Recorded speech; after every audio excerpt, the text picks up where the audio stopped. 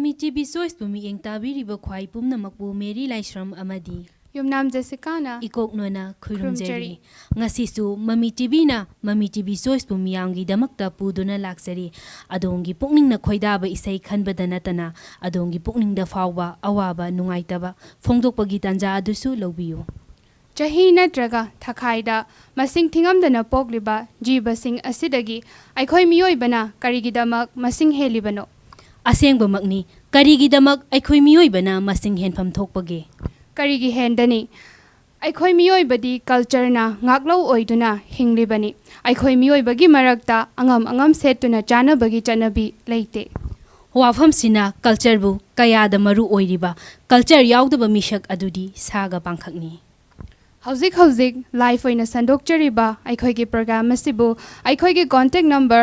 9233577337 ta call tawbiraktuna sarugyabiyu amuka hana ningsingjage aikhoigi contact number 9233577337 ta call tawbiraktuna sarugyabiyu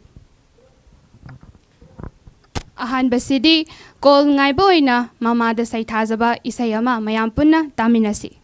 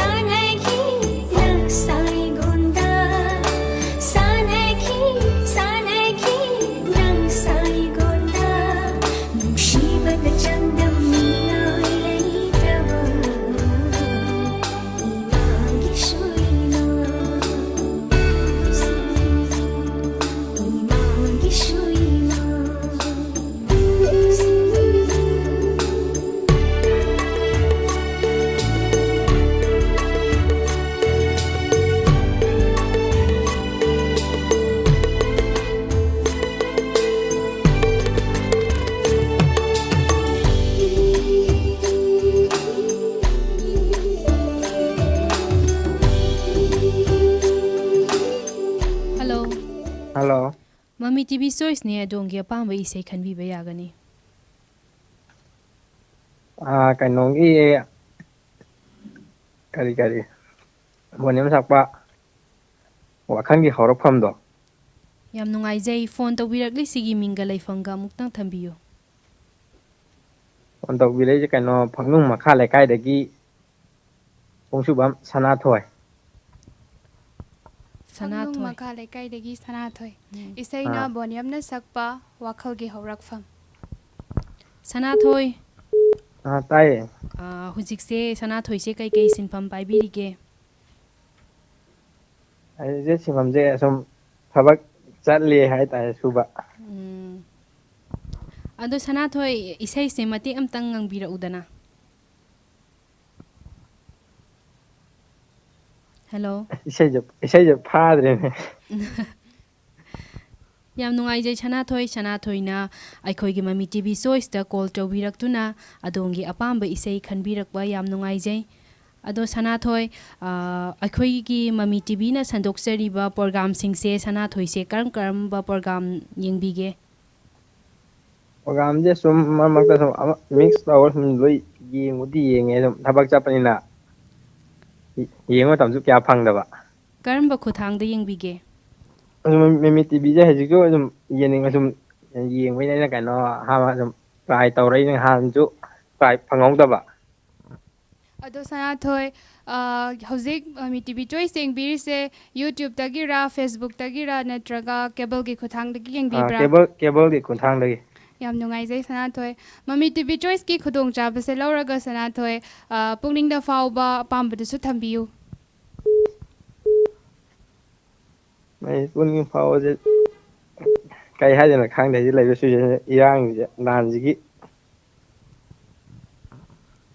ꯌꯥꯝ ꯅꯨꯡꯉꯥꯏꯖꯩ ꯁꯅꯥꯊꯣꯏ ꯃꯃꯤ TV ꯆꯣꯏꯁꯇ call ꯇꯧꯕꯤꯔꯛꯇꯨꯅ ꯁꯔꯨꯛ ꯌꯥꯕꯤꯕꯒꯤꯗꯃꯛꯇ ꯑꯗꯣꯝꯕꯨ ꯊꯥꯒꯠꯆꯔꯤ꯫ ꯏꯁꯩꯁꯦ ꯗꯦꯗꯤꯀꯦꯠ ꯇꯧꯕꯤꯅꯤꯡꯕꯗꯤ ꯂꯩꯕꯤꯗ꯭ꯔꯕ꯭ꯔꯥ ꯁꯅꯥꯊꯣꯏ ꯗꯦꯗꯤꯀꯦꯠ ꯇꯧꯕꯤꯔꯔꯣꯏꯗ꯭ꯔꯥ? ꯑꯃꯈꯛ ꯍꯥꯞꯆꯒꯦ꯫ ꯍꯥꯞꯄꯤꯌꯨ꯫ ꯊꯧꯕꯥꯜ ꯑꯊꯣꯛꯄꯝꯗꯒꯤ ꯌꯨꯝꯅꯥꯝ ꯑꯟꯖꯂꯤꯅ ꯑꯃꯈꯛ ꯍꯥꯞꯆꯒꯦ꯫ ꯌꯥꯝ ꯅꯨꯡꯉꯥꯏꯖꯩ ꯁꯅꯥꯊꯣꯏ ꯁꯅꯥꯊꯣꯏꯅ ꯈꯟꯕꯤꯔꯛꯏꯕ ꯏꯁꯩ ꯑꯁꯦ ꯗꯦꯗꯤꯀꯦꯠ ꯇꯧꯕꯤꯔꯛꯄ ꯃꯤꯑꯣꯏ ꯑꯁꯤꯒ ꯑꯩꯈꯣꯏ ꯄꯨꯟꯅ ꯇꯥꯃꯤꯟꯅꯁꯤ ꯈꯨꯗꯣꯜ ꯇꯝꯖꯔꯛꯑꯒꯦ꯫ ꯊꯦꯡꯛ ꯌꯨ ꯃꯦꯝ꯫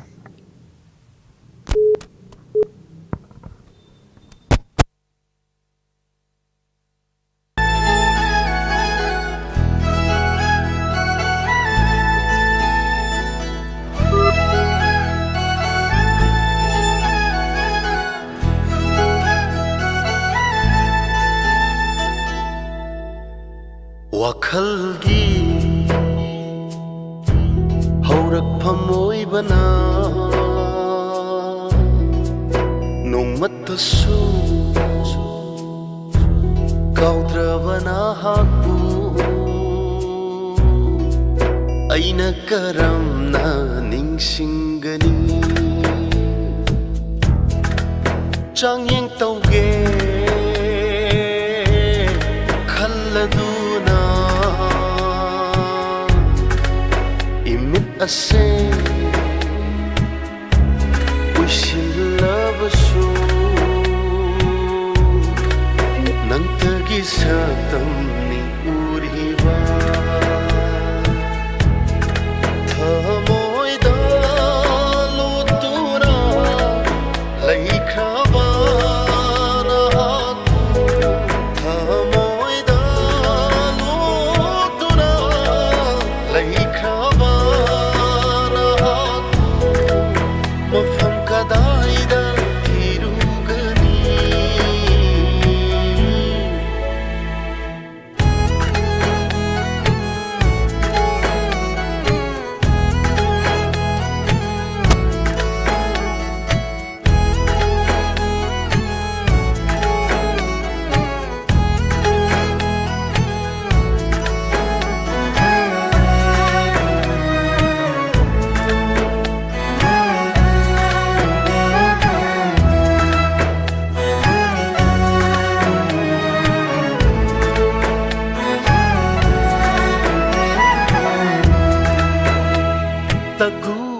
तनिकला थवालता नोंगमदोल मबेमा थाजनी पुकनिंग वारक विलय चिलना थमोईगी सतम सिंह ये क्लरी तगू तनिकला थवालता नोंगमदोल मबेमा थाजनी पुकनिंग वारक विलय चिलना थमोईगी सतम सिंह ये क्लरी खोइरांग नरबा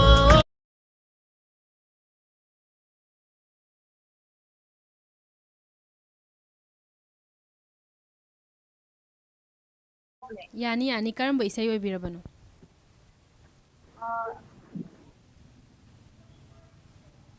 हेलो खोइमु तौबो इसाइदो अदुमता ताजाई यानी यानी फोन तौबिरगलिसिगी मिंगा लैफंगसु अमुक्तंग थंबियो आई फोन तौजरइसे हरांगै थुंदगी हैरांगोई थोंदगी मिंगदी मिंगदी चनु चनु याम नुंगाइजै चनु ममी टीवी चोइसता अदोंगे अपांबा इसाई खनबिरकबा चनु हुजिक्सिबु करी तौबिरमिनो अंचे हुजिकानसे केन तौदे अदुम खंदे पंगनै लै चनु इसाई से याम पामनसु खनबिरकबनिना मते अमतंग ngangbiyudana चे मथंग दोइना ngangjaraगे इसाई जे ngangyang ngangbने अदो खरा तादौ माले ꯑꯣ ꯑꯗꯣ ꯆꯅꯨ ꯅꯤꯡꯉꯣꯜ ꯆꯥꯛꯀꯧꯕꯁꯨ ꯍꯌꯦꯡ ꯍꯪꯆꯤꯠ ꯈꯛꯇ ꯉꯥꯏꯁꯤꯜꯂꯛꯑꯦ ꯑꯗꯣ ꯂꯝꯗꯝꯁꯤꯗ ꯁꯤꯆꯨꯋꯦꯁꯟꯁꯤꯅ ꯃꯔꯝ ꯑꯣꯏꯔꯒ ꯅꯤꯡꯉꯣꯜ ꯆꯥꯛꯀꯧꯕꯁꯦ ꯆꯠꯄꯤꯔꯅꯨ ꯍꯥꯏꯗꯅ ꯑꯣꯔꯒꯅꯥꯏꯖꯦꯁꯟ ꯀ꯭ꯂꯕ ꯃꯌꯥꯝ ꯑꯃꯅ ꯑꯊꯤꯡꯕ ꯊꯝꯕꯤꯔꯦ ꯑꯗꯣ ꯆꯅꯨꯒꯤ ꯃꯣꯠꯇ ꯀꯔꯤ ꯂꯩꯕꯤꯒꯦ ꯍꯥꯏꯕꯗꯣ ꯐꯣꯡꯗꯣꯛꯄꯤꯌꯨ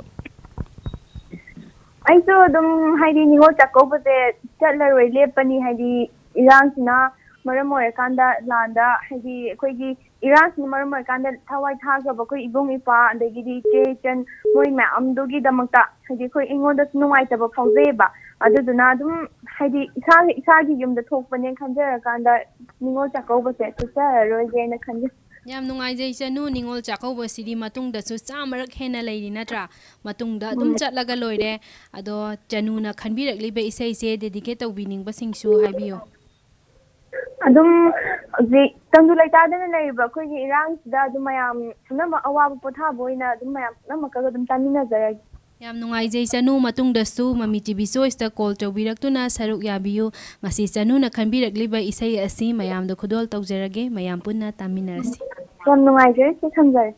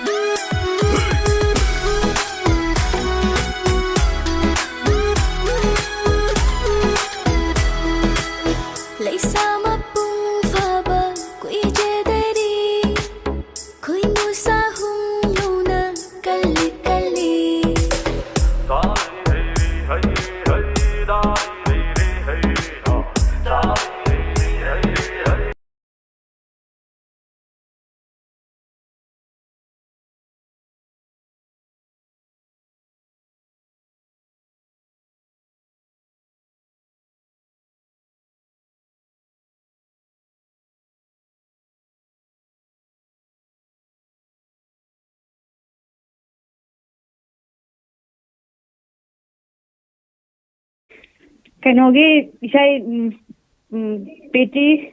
ꯄ꯭ꯔꯤꯇꯤꯅꯦ ꯁꯨꯁꯃꯤꯇꯥꯅꯦ ꯑꯗꯩ ꯄꯨꯁꯄꯔꯥꯅꯤꯅꯦ ꯁꯛꯄ ꯀꯩꯅꯣꯗꯣ ꯂꯪꯂꯥꯅ ꯖꯒꯣꯏ ꯁꯥꯔꯤ ꯇꯧꯕꯗꯣ ꯈꯟꯖꯒꯦ ꯐꯣꯟ ꯇꯧꯔꯛꯏꯕ ꯑꯩ ꯀꯛꯆꯤꯡꯗꯩꯅꯦ ꯌꯥꯝ ꯅꯨꯡꯉꯥꯏꯖꯩ ꯀꯛꯆꯤꯡꯗꯒꯤ ꯃꯤꯡꯁꯨ ꯊꯝꯕꯤꯌꯨ ꯔꯦꯕꯤꯀꯥꯅꯦ ꯔꯦꯕꯤꯀꯥ ꯀꯛꯆꯤꯡꯗꯒꯤ ꯔꯦꯕꯤꯀꯥ ꯌꯥꯝ ꯅꯨꯡꯉꯥꯏꯖꯩ ꯔꯦꯕꯤꯀꯥꯖꯤ ꯍꯧꯖꯤꯛ ꯀꯩꯀꯩ ꯇꯧꯕꯤꯔꯝꯃꯤꯅꯣ ꯑꯩ ꯆꯥꯛ ꯊꯣꯡꯉꯝꯕꯅꯦ ꯔꯦꯕꯤꯀꯥ ꯑꯩꯈꯣꯏꯅ ꯃꯃꯤ ꯇꯤꯚꯤꯅ ꯁꯟꯗꯣꯛꯆꯔꯤꯕ ꯄ꯭ꯔꯣꯒꯥꯝꯁꯤꯡꯁꯦ ꯔꯦꯕꯤꯀꯥꯗꯤ ꯑꯗꯨꯝ ꯌꯦꯡꯕꯤꯕ꯭ꯔꯥ ꯀꯃꯥꯏꯅ ꯇꯧꯋꯦ ꯅꯍꯥꯟ ꯁꯟꯗꯦꯗꯣ ꯑꯗꯨꯗꯩ ꯁꯟꯗꯦ ꯈꯨꯗꯤꯡꯒꯤ ꯃꯇꯝ ꯌꯧꯔꯛꯄꯗꯩ ꯑꯗꯨꯝ ꯆꯥꯛ ꯊꯣꯡꯅ ꯇꯤꯚꯤ ꯊꯥꯔ ꯑꯗꯨꯝ ꯌꯦꯡꯉꯦ ꯌꯥꯝ ꯅꯨꯡꯉꯥꯏꯖꯩ ꯃꯇꯨꯡ ꯇꯥꯔꯛꯄꯗꯁꯨ ꯑꯗꯨꯝ ꯁꯔꯨꯛ ꯌꯥꯕꯤꯌꯨ ꯑꯗꯣ ꯖꯦꯁꯤꯀꯥ ꯑꯍꯥꯝꯕ ꯀꯣꯂꯔꯁꯤꯡꯗꯨꯗꯤ ꯏꯁꯩ ꯑꯃꯠꯇ ꯁꯛꯎ ꯌꯥꯗꯦ ꯉꯁꯤꯒꯤꯁꯤ ꯍꯧꯖꯤꯛꯀꯤꯁꯤꯗꯤ ꯁꯛꯍꯜꯂꯁꯤꯔ ꯔꯦꯕꯤꯀꯥꯁꯦ ꯁꯥꯜꯂꯁꯦ ꯔꯦꯕꯤꯀꯥ ꯏꯁꯩ ꯃꯇꯦꯛ ꯑꯃꯇ ꯉꯪꯗ ꯌꯥꯗ꯭ꯔꯦ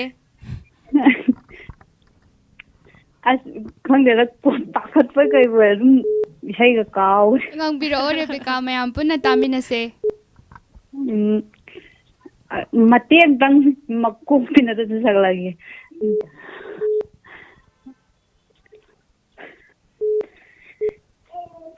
ꯂꯪꯂꯥꯅ ꯖꯒꯣꯏ ꯁꯥꯔꯤ ꯍꯩꯇ꯭ꯔꯦꯗ ꯌꯥꯝ ꯅꯨꯡꯉꯥꯏꯖꯩ ꯔꯦꯕꯤꯀꯥ ꯆꯥꯛ ꯊꯣꯡꯅ ꯊꯣꯡꯅ ꯑꯩꯈꯣꯏꯒꯤ ꯃꯃꯤ ꯇꯤꯚꯤ ꯆꯣꯏꯁꯇ ꯁꯔꯨꯛ ꯌꯥꯕꯤꯔꯛꯄꯒꯤꯁꯨ ꯊꯥꯒꯠꯄ ꯐꯣꯡꯗꯣꯛꯆꯔꯤ ꯔꯦꯕꯤꯀꯥꯗꯣ ꯍꯧꯖꯤꯛ ꯀꯔꯤ ꯀꯔꯤ ꯍꯣꯠꯅꯕꯤꯔꯤꯒꯦ ꯀꯔꯤ ꯁꯤꯟꯐꯝ パイꯕꯤꯔꯤꯒꯦ ꯑꯩ ꯐꯤ ꯁꯥꯔꯤ ꯑꯗꯨꯗꯤ ꯌꯥꯝ ꯆꯥꯟꯅꯕ ꯏꯁꯩ ꯑꯃꯁꯨ ꯈꯟꯕꯤꯔꯦꯀꯣ ꯔꯦꯕꯤꯀꯥ ꯑꯪ ꯔꯦꯕꯤꯀꯥ ꯀꯔꯤ ꯐꯤꯅꯣ ꯁꯥꯕꯤꯔꯤꯁꯤꯕꯣ ꯑꯩ ꯐꯤ ꯃꯇꯦꯛ ꯃꯄꯥꯟ ꯀꯣꯜꯂ ꯁꯥꯕꯒꯤ ꯔꯦꯕꯦꯀꯥꯗꯣ ꯃꯃꯤ ꯇꯤꯚꯤ ꯆꯣꯏꯁꯀꯤ ꯈꯨꯗꯣꯡꯆꯥꯕꯁꯦ ꯂꯧꯔꯒ ꯑꯩꯈꯣꯏꯒꯤ ꯄꯨꯛꯅꯤꯡꯗ ꯐꯥꯎꯕ ꯑꯄꯥꯝꯕ ꯅꯨꯡꯉꯥꯏꯇꯕ ꯄꯦꯟꯕ ꯈꯨꯗꯤꯡꯃꯛꯁꯨ ꯊꯝꯕꯤꯌꯨ ꯄꯦꯟꯗꯕ ꯍꯥꯏꯕꯕꯨ ꯍꯟꯗꯛꯀꯤ ꯀꯨꯝꯑꯣꯟꯒꯤ ꯂꯥꯛꯄ ꯅꯤꯉꯣꯜ ꯆꯥꯛꯀꯧꯕ ꯆꯍꯤ ꯑꯃꯒꯤ ꯂꯥꯛꯄꯁꯦ ꯁꯤꯁꯦ ꯃꯌꯥꯝꯒꯤ ꯑꯣꯏꯅꯁꯨ ꯑꯗꯨꯝ ꯂꯦꯞꯄꯨꯗꯤ ꯂꯦꯞꯄꯅꯤ ꯑꯗꯨꯏꯁꯨ ꯑꯩꯈꯣꯏꯒꯤ ꯃꯩꯇꯩꯁꯤꯡꯒꯤ ꯑꯣꯏꯕ ꯀꯨꯝꯑꯣꯜ ꯑꯆꯧꯕꯁꯦ ꯐꯦꯁꯇꯤꯚꯦꯜ ꯑꯆꯧꯕꯁꯦ ꯊꯤꯡꯉꯤꯕꯁꯦ ꯁꯤꯁꯤꯃꯗꯤ ꯅꯨꯡꯉꯥꯏꯇꯕ ꯈꯤꯇꯪ ꯄꯣꯛꯑꯦ ꯑꯗꯨꯕꯨ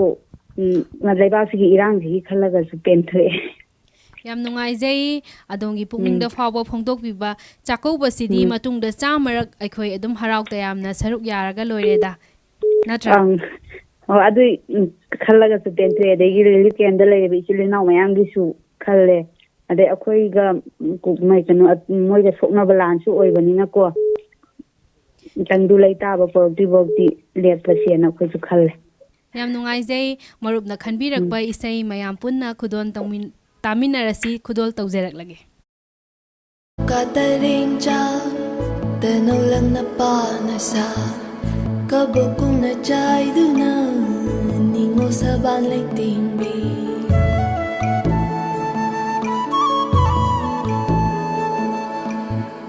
Kabrang mo katarinja Tanolang panasa Kabukong na chay duna Ningo sa banlay tingbi Apa machusang Jari fizil fin bidi lang lai da jagoy takli lang lai da jagoy takli Kut hai mama gi mali mai koi pum sim ba thung na khasan Kut hai bi sing gi khot saro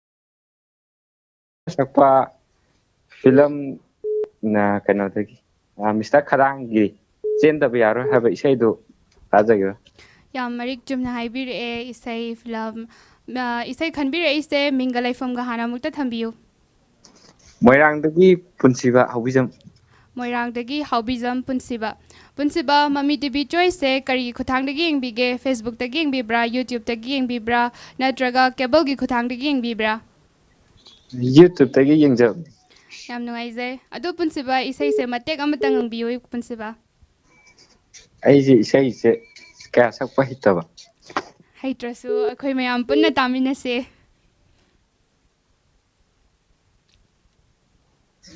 sakjarage mathangda oina sakjarage ꯑꯗꯣ ꯄꯨꯟꯁꯤꯕ ꯍꯧꯖꯤꯛ ꯀꯔꯤ ꯁꯤꯟꯐꯝ ꯄꯥꯏꯕꯤꯔꯤꯒꯦ college tamjari college ꯇꯝꯖꯔꯤ ꯑꯗꯣ ꯀꯣꯂꯦꯖꯁꯦ ꯍꯧꯖꯤꯛ ꯀꯩ ꯀꯣꯂꯦꯖꯇ ꯀꯥꯕꯤꯔꯤꯒꯦ Moirang college ta tamjari adum ꯌꯥꯝ ꯅꯨꯡꯉꯥꯏꯖꯩ ꯑꯗꯣ ꯄꯨꯟꯁꯤꯕ ꯃꯃꯤ ꯇꯤꯚꯤ ꯆꯣꯏꯁꯀꯤ ꯈꯨꯠꯊꯥꯡꯗ ꯑꯗꯣꯝꯒꯤ ꯄꯨꯛꯅꯤꯡꯗ ꯐꯥꯎꯕꯁꯨ ꯊꯝꯕꯤꯌꯨ kaisu thoidokpa ningai leite hojik irang siga manu ꯑꯗꯣ ꯄꯨꯟꯁꯤꯕ ꯅꯤꯡꯉꯣꯜ ꯆꯥꯛꯀꯧꯕꯅ ꯂꯥꯛꯄꯁꯤꯗ ꯍꯧꯖꯤꯛꯇꯤ ꯀ꯭ꯂꯕ ꯑꯣꯔꯒꯅꯥꯏꯖꯦꯁꯟ ꯃꯌꯥꯝ ꯑꯃꯈꯛꯅ ꯅꯤꯡꯉꯣꯜ ꯆꯥꯛꯀꯧꯕꯁꯦ ꯍꯟꯗꯛꯇꯤ ꯂꯦꯞꯄꯤꯔꯣ ꯍꯥꯏꯅ ꯃꯌꯥꯝ ꯑꯃ ꯍꯥꯏꯔꯛꯑꯦ ꯑꯗꯣ ꯏꯆꯟ ꯏꯆꯦ ꯆꯥꯛ ꯀꯧꯕ ꯐꯪꯉꯣꯏꯗꯕꯒꯤ ꯊꯃꯣꯏꯗ ꯐꯥꯎꯕ ꯑꯄꯦꯟꯕ ꯄꯦꯟꯗꯕꯗꯨꯁꯨ ꯊꯝꯕꯤꯌꯨ ꯄꯦꯟꯗꯕ ꯍꯥꯏꯁꯦ ꯏꯆꯦ ꯑꯃꯈꯛ ꯌꯥꯎꯋꯦ ꯑꯗꯨ ꯃꯣꯏꯔꯥꯡ ꯀꯣꯂꯦꯖꯇ ꯆꯍꯤ ꯑꯃꯒꯤ ꯑꯃꯨꯛꯇꯪ ꯍꯔꯥꯎ ꯍꯔꯥꯎ ꯎꯅꯒꯗꯕꯗ ꯃꯇꯝꯁꯦ ꯐꯪꯉꯔꯣꯏꯗꯕꯅꯤꯅ ꯄꯨꯛꯅꯤꯡꯗ ꯅꯨꯡꯉꯥꯏꯇꯕꯗꯤ ꯐꯥꯎꯋꯦ ꯑꯗꯨ ꯑꯣꯏꯔꯁꯨ ꯏꯔꯥꯡꯁꯤꯒꯤ ꯂꯥꯟꯁꯤꯒꯤ ꯌꯨꯝ ꯀꯩ ꯂꯩꯖꯗꯕ ꯏꯆꯦ ꯏꯆꯟꯁꯤꯡꯒꯤ ꯈꯜꯂꯒꯅ ꯑꯃꯨꯛ ꯃꯌꯥꯝꯁꯤꯒꯤ ꯑꯗꯨꯝ ꯄꯦꯟꯊꯣꯛ ꯂꯩꯔꯦ ꯌꯥꯝ ꯅꯨꯡꯉꯥꯏꯖꯩ ꯄꯨꯟꯁꯤꯕ ꯆꯥꯛꯀꯧꯕ ꯍꯥꯏꯕꯁꯤꯗꯤ ꯆꯍꯤ ꯁꯤ ꯍꯟꯗꯛ ꯆꯍꯤ ꯅꯠꯇ꯭ꯔꯒꯁꯨ ꯃꯊꯪ ꯃꯌꯥꯝ ꯑꯃ ꯂꯥꯛꯑꯒ ꯃꯌꯥꯝ ꯑꯃ ꯇꯧꯕ ꯌꯥꯏ ꯑꯗꯨꯕꯨ ꯁꯤꯆꯨꯋꯦꯁꯟꯁꯤꯅ ꯐꯠꯇꯕꯅ ꯃꯔꯝ ꯑꯣꯏꯔꯒ ꯃꯌꯥꯝ ꯄꯨꯟꯅ ꯍꯟꯗꯛꯇꯤ ꯑꯋꯥꯕꯗ ꯁꯔꯨꯛ ꯌꯥꯃꯤꯟꯅꯁꯤ ꯍꯥꯏꯕꯅꯦꯕ ꯄꯨꯟꯁꯤꯕ ꯅꯠꯇ꯭ꯔꯥ ꯄꯨꯟꯁꯤꯕ ꯑꯩꯈꯣꯏꯒꯤ ꯃꯃꯤ ꯇꯤꯚꯤꯅ ꯁꯟꯗꯣꯛꯆꯔꯤꯕ ꯄ꯭ꯔꯣꯒ꯭ꯔꯥꯝꯁꯤꯡ ꯑꯁꯦ ꯄꯨꯟꯁꯤꯕꯗꯤ ꯑꯗꯨꯝ ꯌꯦꯡꯕ꯭ꯔꯥ ꯌꯦꯡꯖꯩ ꯀꯔꯤ ꯀꯔꯤ ꯄ꯭ꯔꯣꯒ꯭ꯔꯥꯝꯅ ꯈ꯭ꯋꯥꯏꯗꯒꯤ ꯅꯨꯡꯉꯥꯏꯒꯦ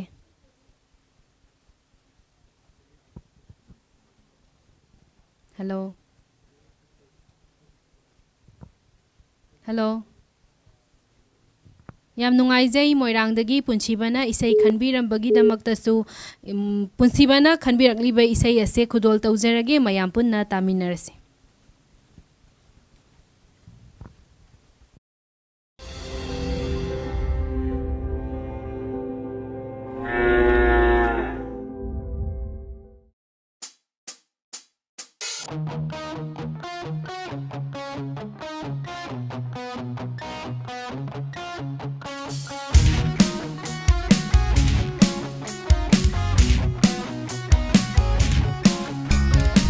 ꯆꯦꯟꯗꯕ ꯌꯥꯔꯣꯏ ꯄꯨꯟꯁꯤ ꯂꯝꯖꯦꯜ ꯂꯦꯞꯄꯗꯤ ꯌꯥꯔꯣꯏ ꯄꯨꯛꯅꯤꯡꯒꯤ ꯑꯔꯦꯞꯄ ꯂꯩꯈ꯭ꯔꯕꯁꯨ ꯁꯨꯗꯕ ꯌꯥꯔꯣꯏ ꯄꯨꯟꯁꯤ ꯁꯤꯟꯊꯥ ꯄꯥꯡꯗꯕ ꯌꯥꯔꯣꯏ ꯄꯨꯛꯅꯤꯡꯒꯤ ꯑꯔꯦꯞꯄ ꯂꯩꯈ꯭ꯔꯕꯁꯨ ꯐꯥꯖꯤꯟꯒꯅꯤ ꯈꯣꯡꯊꯥꯡ ꯁꯣꯏꯈꯤꯕ ꯄꯨꯡꯐꯝ ꯑꯃꯒꯤ ꯊꯥꯗꯣꯛꯂꯣꯏ ꯋꯥꯈꯜ ꯍꯧꯈꯤꯕ ꯄꯨꯟꯁꯤ ꯈꯣꯡꯆꯠꯀꯤ ꯊꯥꯡꯗꯣꯛꯂꯣ ꯈꯣꯡꯊꯥꯡꯗꯣ ꯂꯦꯞꯇꯅ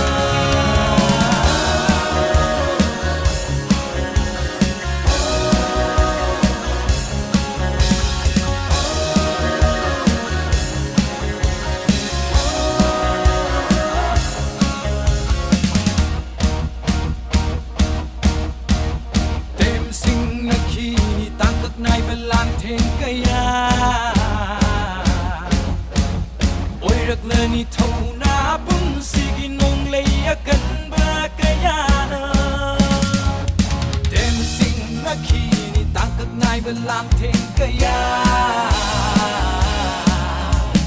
ꯑꯣꯏꯔꯛꯂꯅꯤ ꯊꯧꯅꯥ ꯄꯨꯟꯁꯤꯒꯤ ꯅꯣꯡꯂꯩ ꯑꯀꯟꯕ ꯀꯌꯥꯅ ꯏꯔꯝ ꯇꯠꯅ ꯈꯥꯡꯈꯤꯅꯤ ꯄꯨꯟꯁꯤꯒꯤ ꯆꯩꯊꯦꯛꯁꯨ ꯊꯥꯡꯈꯤꯅꯤ ꯈꯣꯡꯊꯥꯡ ꯈꯨꯗꯤꯡ ꯅꯥꯀꯦꯟ ꯇꯥꯅ ꯂꯩꯔꯤꯕ ꯏꯔꯝ ꯇꯠꯅ ꯈꯥꯡꯈꯤꯅꯤ ꯄꯨꯟꯁꯤꯒꯤ ꯆꯩꯊꯦꯛꯁꯨ ꯊꯥꯡꯈꯤꯅꯤ ꯈꯣꯡꯊꯥꯡ ꯈꯨꯗꯤꯡ ꯅꯥꯀꯦꯟ ꯇꯥꯅ ꯂꯩꯔꯤꯕ ꯑꯅꯧꯕ ꯄꯨꯟꯁꯤ ꯌꯦꯡꯅꯤꯡꯍꯨꯟꯗ꯭ꯔꯤꯕ ꯑꯅꯧꯕ ꯄꯨꯟꯁꯤ ꯌꯦꯡꯅꯤꯡꯍꯨꯟꯗ꯭ꯔꯤꯕ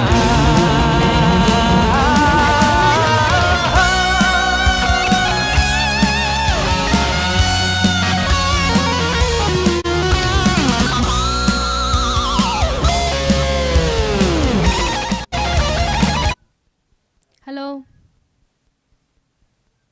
Hello.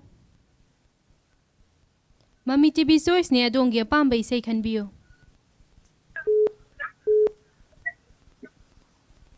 Hello. Hello. Mami TV Choice ne adongi apamba isai khanbiyo. Hello. Tazari haibiyo. Chi isai amta khanjage. Yani karamba isai oibirabano. Kainogi sadanandagi khuji se tawdo. Sadandagi khuji se tawdo isai siu yam phajai phone tawirakli sigi mingsu thambiyo. Aigi ming te kaino ko ngang ko tangang ngana ko. Tangang se kai le kai dagi oibirabano. Tangang je pasoi dai ne. ꯌꯥꯝ ꯅꯨꯡꯉꯥꯏꯖꯩ ꯃꯔꯨꯞꯅ ꯑꯩꯈꯣꯏꯒꯤ ꯃꯃꯤ TV ꯆꯣꯏꯁꯅ ꯃꯃꯤ ꯇꯤꯚꯤꯅ ꯁꯟꯗꯣꯛꯆꯔꯤꯕ ꯃꯃꯤ TV ꯆꯣꯏꯁꯀꯤ ꯄ꯭ꯔꯣꯒ꯭ꯔꯥꯝꯁꯦ ꯃꯃꯥꯡꯗꯁꯨ ꯁꯔꯨꯛ ꯌꯥꯕꯤꯈ꯭ꯔꯕ ꯃꯃꯥꯡꯗꯗꯤ ꯀꯩꯅꯣ ꯇꯧꯗ꯭ꯔꯤꯌꯦ ꯑꯗꯣ ꯑꯩ ꯉꯁꯥꯏꯗꯩ ꯐꯣꯟ ꯇꯧꯖꯕꯅꯦꯕꯀꯣ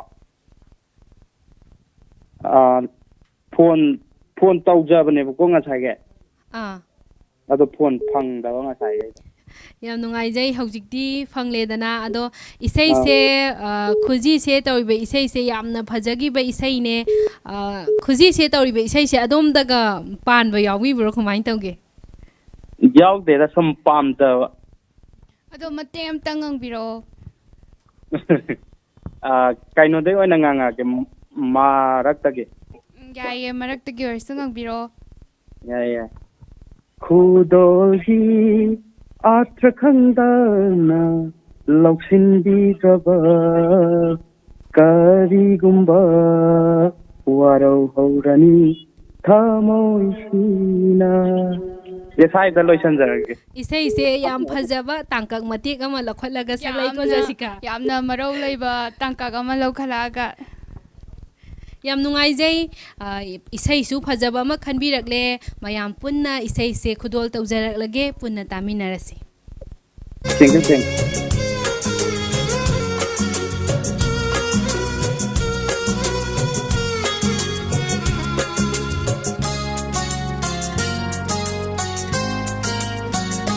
खुजीसे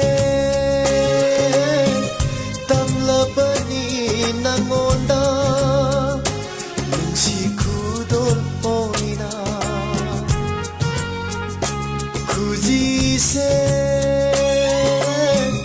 तमलबनी नंगोंदा नुंसी खुदोल पोइना हाइदुलुनु कनाना थोगलुनु वारी से हाइदुलुनु कनादा तम थोगलुनु वारी से कना खंगहंदा चेक्सिना थम्बियु थमोइना लोटना खुजी से तमलबनी नंगोंदा नुंसी खुदोल पोइना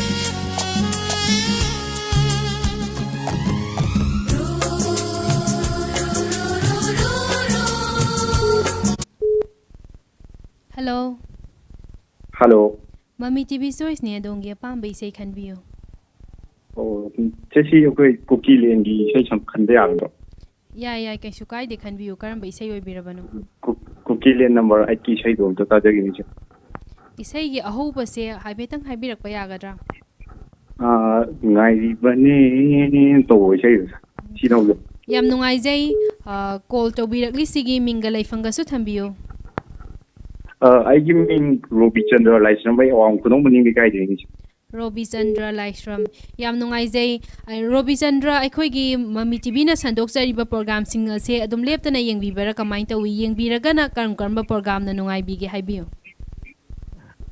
ꯃꯃꯤ ꯇꯤꯚꯤꯒꯤꯁꯦ ꯑꯩ ꯁꯤꯁꯦ ꯃꯔꯛ ꯃꯔꯛꯇꯗꯤ ꯌꯦꯡꯉꯦ ꯑꯗꯣ ꯑꯩ ꯌꯥꯝ ꯅꯨꯡꯉꯥꯏꯕ ꯑꯃꯅ ꯑꯩꯈꯣꯏ ꯃꯃꯤ ꯇꯤꯚꯤꯗ ꯑꯦꯡꯀꯔ ꯑꯣꯏꯖꯕ ꯁꯥꯔ ꯑꯃꯔꯖꯤꯠꯇꯣ ꯁꯥꯔ ꯃꯥꯒꯤ ꯁꯥꯇ꯭ꯔ ꯑꯣꯏꯗꯣꯏꯖꯥꯔꯦ ꯑꯗꯨꯅ ꯃꯥꯒꯤ ꯅ꯭ꯌꯨꯁ ꯈꯔ ꯌꯦꯡꯖꯥꯔꯦ ꯌꯥꯝ ꯅꯨꯡꯉꯥꯏꯖꯩ ꯑꯗꯣ ꯃꯃꯤ ꯇꯤꯚꯤꯅ ꯁꯟꯗꯣꯛꯆꯔꯤꯕ ꯄ꯭ꯔꯣꯒ꯭ꯔꯥꯝ ꯑꯁꯤꯒꯤ ꯈꯨꯠꯊꯥꯡꯗ ꯑꯗꯣꯝꯒꯤ ꯄꯨꯛꯅꯤꯡꯗ ꯐꯥꯎꯕ ꯑꯋꯥꯕ ꯅꯨꯡꯉꯥꯏꯇꯕ ꯐꯣꯡꯗꯣꯛꯄꯒꯤ ꯇꯥꯟꯖꯥ ꯑꯗꯨꯁꯨ ꯂꯧꯕꯤꯌꯨ ꯃꯃꯤ ꯇꯤꯚꯤꯅ ꯍꯣꯠꯅꯖꯕꯁꯦ ꯃꯌꯥꯝ ꯌꯥꯝ ꯑꯃꯔꯣꯝꯗꯗꯤ ꯑꯩꯈꯣꯏ ꯃꯅꯤꯄꯨꯔ ꯏꯟꯇꯔꯅꯦꯠ ꯊꯤꯡꯕꯅꯤꯅ ꯃꯃꯤ ꯇꯤꯚꯤꯒꯤ ꯄꯨꯡ 9ꯒꯤ ꯅ꯭ꯌꯨꯁꯁꯤꯗ ꯑꯩꯈꯣꯏ ꯐꯦꯃꯤꯂꯤ ꯀꯩꯗꯒꯤ ꯃꯅꯤꯄꯨꯔ ꯊꯣꯛꯄ ꯀ꯭ꯔꯥꯏꯁꯤꯁ ꯃꯌꯥꯝꯁꯦ ꯎꯕ ꯐꯪꯕꯗ ꯌꯥꯝ ꯍꯔꯥꯎꯖꯩ ꯃꯦꯝ ꯃꯃꯤ ꯇꯤꯚꯤꯒꯤ ꯊꯥꯒꯠꯆꯔꯤ ꯍꯥꯏꯇꯥꯔꯦ ꯑꯗꯨꯒꯤꯗꯃꯛ ꯄꯨꯡ 9ꯗ ꯊꯥꯔꯛꯄꯒꯤ ꯌꯥꯝ ꯅꯨꯡꯉꯥꯏꯖꯩ ꯄ꯭ꯔꯣꯒ꯭ꯔꯥꯝꯁꯦ ꯍꯧꯖꯤꯛ ꯀꯔꯝꯕ ꯈꯨꯠꯊꯥꯡꯗ ꯌꯦꯡꯕꯤꯔꯤꯒꯦ ꯃꯦꯝ ꯍꯧꯖꯤꯛ ꯌꯨꯇ꯭ꯌꯨꯕꯇ ꯌꯦꯡꯖꯩ ꯌꯥꯝ ꯅꯨꯡꯉꯥꯏꯖꯩ ꯏꯁꯩꯁꯦ ꯈꯨꯗꯣꯜ ꯇꯧꯖꯔꯛꯂꯒꯦ ꯃꯌꯥꯝ ꯄꯨꯟꯅ ꯇꯥꯃꯤꯟꯅꯔꯁꯤ ꯃꯇꯨꯡꯗꯁꯨ ꯀꯣꯜ ꯇꯧꯕꯤꯔꯛꯇꯨꯅ ꯃꯃꯤ ꯇꯤꯚꯤꯅ ꯁꯟꯗꯣꯛꯆꯔꯤꯕ ꯃꯃꯤ ꯇꯤꯚꯤ ꯆꯣꯏꯁꯇ ꯁꯔꯨꯛ ꯌꯥꯕꯤꯌꯨ ꯑꯣꯀꯦ ꯊꯦꯡꯛ ꯌꯨ ꯅꯣꯏꯒꯤ ꯃꯥꯏꯀꯩꯗ ꯅꯣꯏꯅ ꯇꯝꯍꯜꯂꯨ ꯅꯣꯛꯍꯜꯂꯨ ꯀꯞꯂꯤꯕ ꯏꯃꯥꯕꯨ ꯃꯣꯃꯣꯟ ꯃꯤꯅꯣꯛ Nồi nằm mít phát tơ lòng nằm bơ hù ran bơ cookie tung na hạt là mơ cơ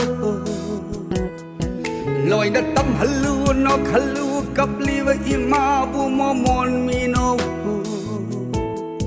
Loi na mít phát tơ lòng nằm bơ hù ran bơ cookie tung na hạt là mơ cơ Amat na biru no sang lak bakan biru no cookie bu mi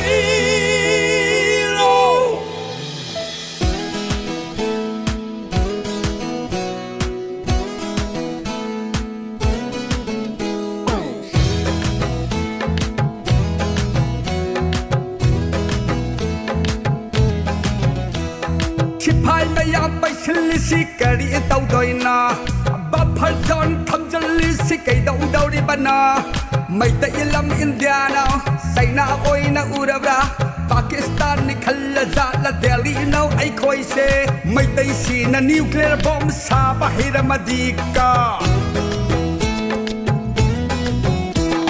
sipai mayam paisali si kari tau doi na ba phal don tham jali si kai dau dau ri bana mai ta ilam india no sai na oi na urabra pakistan ni khalla za la delhi no ai khoi se mai tai si na nuclear bomb sa bahira mati Hello tabo Hello, Taiza Tazariye. Mami TV Choice ne adom gya pam ba isai khan birak pa yagani.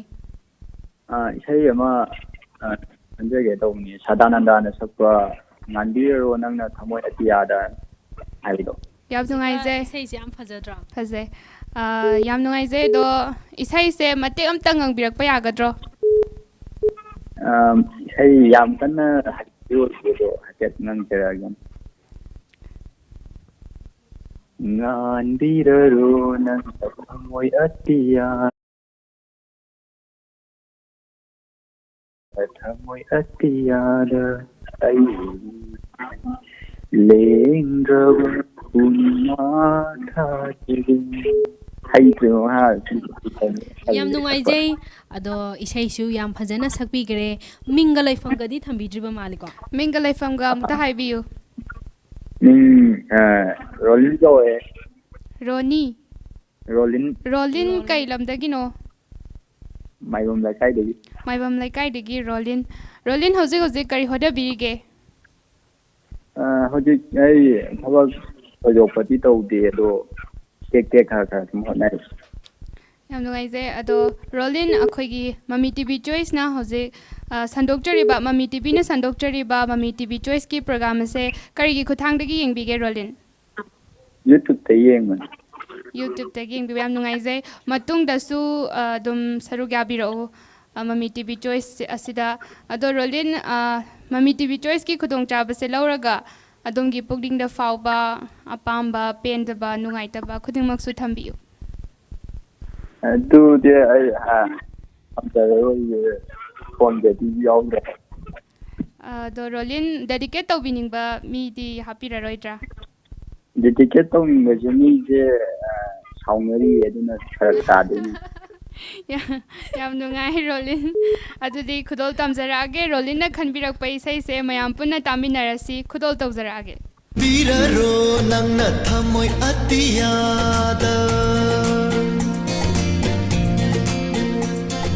Ngan biraro nangna thamoi nungsida aigi lendrava purnima thajagum purnima thajagum punsigi ahanba nungsiruba sunangni aroiba nungsiba su nangna oizage ngan biraro nangna thamoi nungsida aigi lendraba purnima thajagum purnima thajagum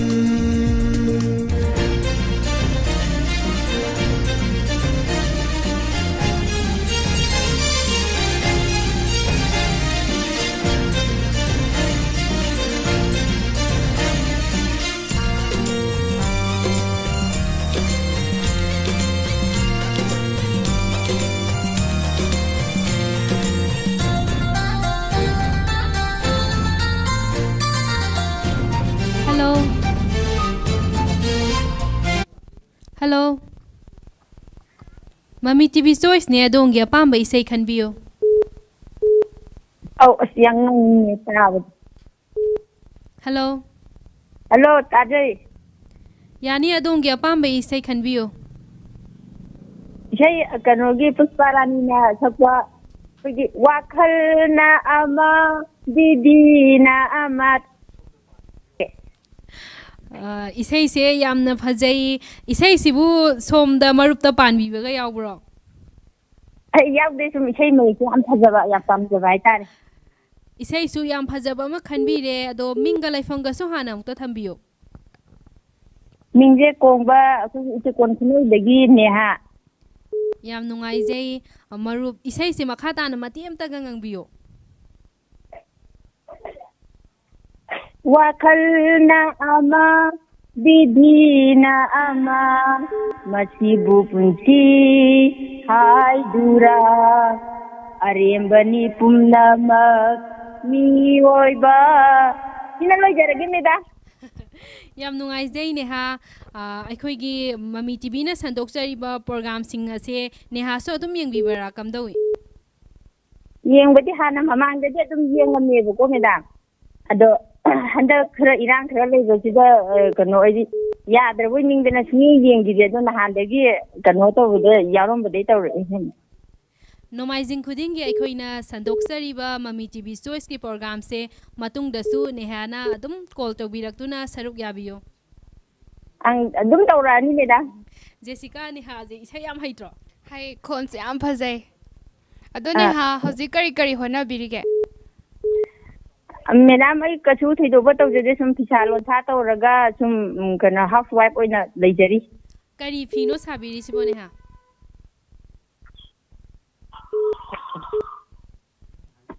Hello. tat kramali Tate yam nungaijai neha. tat kraba Tati Hello. tajari hello.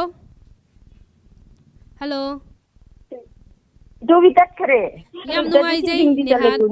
Hello. Yam nungaijai Hello. nehana call tawbiraktuna aikoi Mami TV Choice ta saruk yabibagi damakta su thagachari adomna khanbirakpa isai khudol tawjarage mayam punna taminarasi. Wakhalna ama bidhina ama mashibu punshi ai dura arimbali pumnama miyoiba arimbali pumnama miyoiba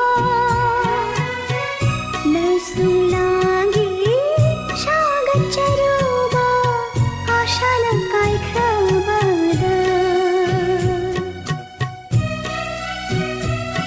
wakhalna ama bidhina ama nashibu punshi hai dura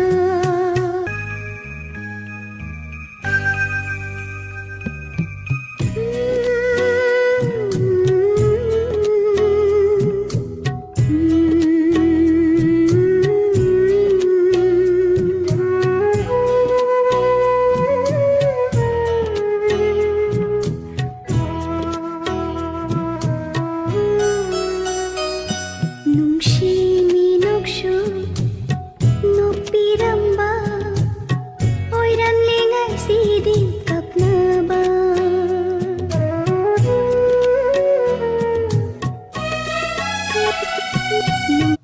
Hello. Good evening, madam. Good evening. Mami TV Choice ne adom gi apamba isai khanbirakpa yagani.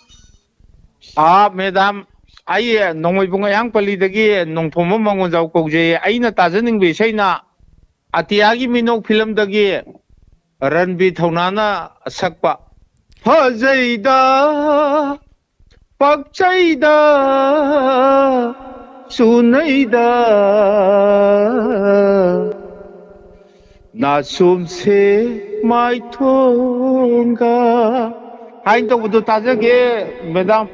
Yam nungaijai marup mangol jauna isai yam phajaba ma khanbirakle saksu sakpire ado marup isai tambirakpro. I say the Tamjadi, say I'm some sunging body some power white. Isai samadi yam tina phawni marup. Tagatsari, madam. ꯃꯔꯨꯞ ꯑꯩꯈꯣꯏꯅ ꯃꯃꯤ ꯇꯤꯚꯤꯅ ꯁꯟꯗꯣꯛꯆꯔꯤꯕ ꯃꯃꯤ TV ꯆꯣꯏꯁꯀꯤ ꯄ꯭ꯔꯣꯒ꯭ꯔꯥꯝꯁꯦ ꯑꯗꯨꯝ ꯁꯔꯨꯛ ꯌꯥꯕꯤꯕ꯭ꯔꯥ ꯀꯃꯥꯏꯅ ꯇꯧꯏ? ꯑꯣ ꯃꯃꯥꯡꯗ ꯑꯃꯨꯛ ꯈꯛꯀ ꯌꯥꯈ꯭ꯔꯦ ꯑꯗꯣ ꯑꯗꯨꯝ ꯍꯧꯖꯤꯛꯇꯤ ꯁꯨꯝ ꯇꯥꯔꯒꯦꯗꯅ ꯇꯥꯖꯕꯅꯦ ꯇꯤꯚꯤꯗꯁꯨ ꯑꯗꯨꯝ ꯐꯪꯉꯦ ꯑꯗꯨꯒ ꯀꯩꯅꯣꯗ ꯌꯨꯇꯨꯕꯇꯁꯨ ꯑꯗꯨꯝ ꯐꯪꯉꯦ. ꯌꯥꯝ ꯅꯨꯡꯉꯥꯏꯖꯩ. ꯃꯇꯨꯡꯗꯁꯨ ꯅꯣꯡꯃꯥꯏꯖꯤꯡ ꯈꯨꯗꯤꯡꯒꯤ ꯁꯟꯗꯣꯛꯆꯔꯤꯕ ꯄ꯭ꯔꯣꯒ꯭ꯔꯥꯝ ꯑꯁꯤꯗ ꯃꯔꯨꯞꯅ ꯑꯗꯨꯝ ꯁꯔꯨꯛ ꯌꯥꯕꯤꯔꯛꯑꯣ ꯅꯠꯇ꯭ꯔꯥ ꯖꯦꯁꯤꯀꯥ? ꯑꯩꯈꯣꯏꯅ ISCOM ꯀꯦꯕꯜꯒꯤ ꯈꯨꯠꯊꯥꯡꯗꯁꯨ ꯁꯟꯗꯣꯛꯆꯩ, ꯐꯦꯁꯕꯨꯛ ꯌꯨꯇ꯭ꯌꯨꯕꯀꯤ ꯈꯨꯠꯊꯥꯡꯗꯁꯨ ꯁꯟꯗꯣꯛꯆꯩ. ꯃꯌꯥꯝꯅ ꯐꯦꯁꯕꯨꯛ ꯅꯠꯇ꯭ꯔꯒ ꯀꯦꯕꯜ ꯅꯠꯇ꯭ꯔꯒ ꯌꯨꯇ꯭ꯌꯨꯕꯀꯤ ꯈꯨꯠꯊꯥꯡꯗ ꯌꯦꯡꯕꯤꯔꯒ ꯃꯃꯤ ꯇꯤꯚꯤ ꯆꯣꯏꯁꯄꯨ ꯁꯔꯨꯛ ꯌꯥꯕꯤꯔꯛꯑꯣ. ꯃꯔꯨꯞꯁꯨ ꯅꯣꯡꯃꯥꯏꯖꯤꯡ ꯈꯨꯗꯤꯡꯒꯤ ꯁꯟꯗꯣꯛꯆꯔꯤꯕ ꯃꯃꯤ ꯇꯤꯚꯤ ꯆꯣꯏꯁꯁꯤꯗ ꯁꯔꯨꯛ ꯌꯥꯕꯤꯔꯛꯑꯣ ꯍꯥꯏꯅ ꯍꯥꯏꯖꯔꯤ. ꯊꯦꯡꯛ ꯌꯨ ꯃꯦꯗꯥꯝ, ꯁꯔꯨꯛ ꯌꯥꯕ ꯉꯝꯖꯕ ꯑꯣꯏꯖꯒꯦ. ꯃꯔꯨꯞꯅ ꯈꯟꯕꯤꯔꯛꯂꯤꯕ ꯏꯁꯩꯁꯤ ꯃꯌꯥꯝ ꯄꯨꯟꯅ ꯇꯥꯃꯤꯟꯅꯔꯁꯤ. ꯈꯨꯗꯣꯜ ꯇꯧꯖꯔꯛꯂꯒꯦ. Thank you. ꯃꯦꯡꯂꯥꯕ ꯊꯥꯕꯜꯒꯤ ꯃꯉꯥꯜꯗ ꯃꯥꯏꯊꯣꯡ ꯊꯝꯕ ꯍꯦꯟꯖꯔꯤ ꯃꯨꯔꯕ ꯁꯝꯂꯥꯡꯒꯤ ꯅꯥꯆꯣꯝꯅ ꯇꯥꯛꯆꯔꯤ ꯄꯨꯛꯅꯤꯡꯒꯤ ꯄꯥꯎꯈꯣꯡ ꯆꯜꯂꯦ ꯃꯤꯔꯣꯜ ꯂꯣꯏꯅꯕ ꯃꯤꯠ ꯌꯦꯡꯒ ꯐꯖꯩꯗ ꯄꯛꯁꯩꯗ ꯆꯨꯅꯩꯗ ꯅꯥꯆꯣꯝꯁꯦ ꯃꯥꯏꯊꯣꯡꯗ.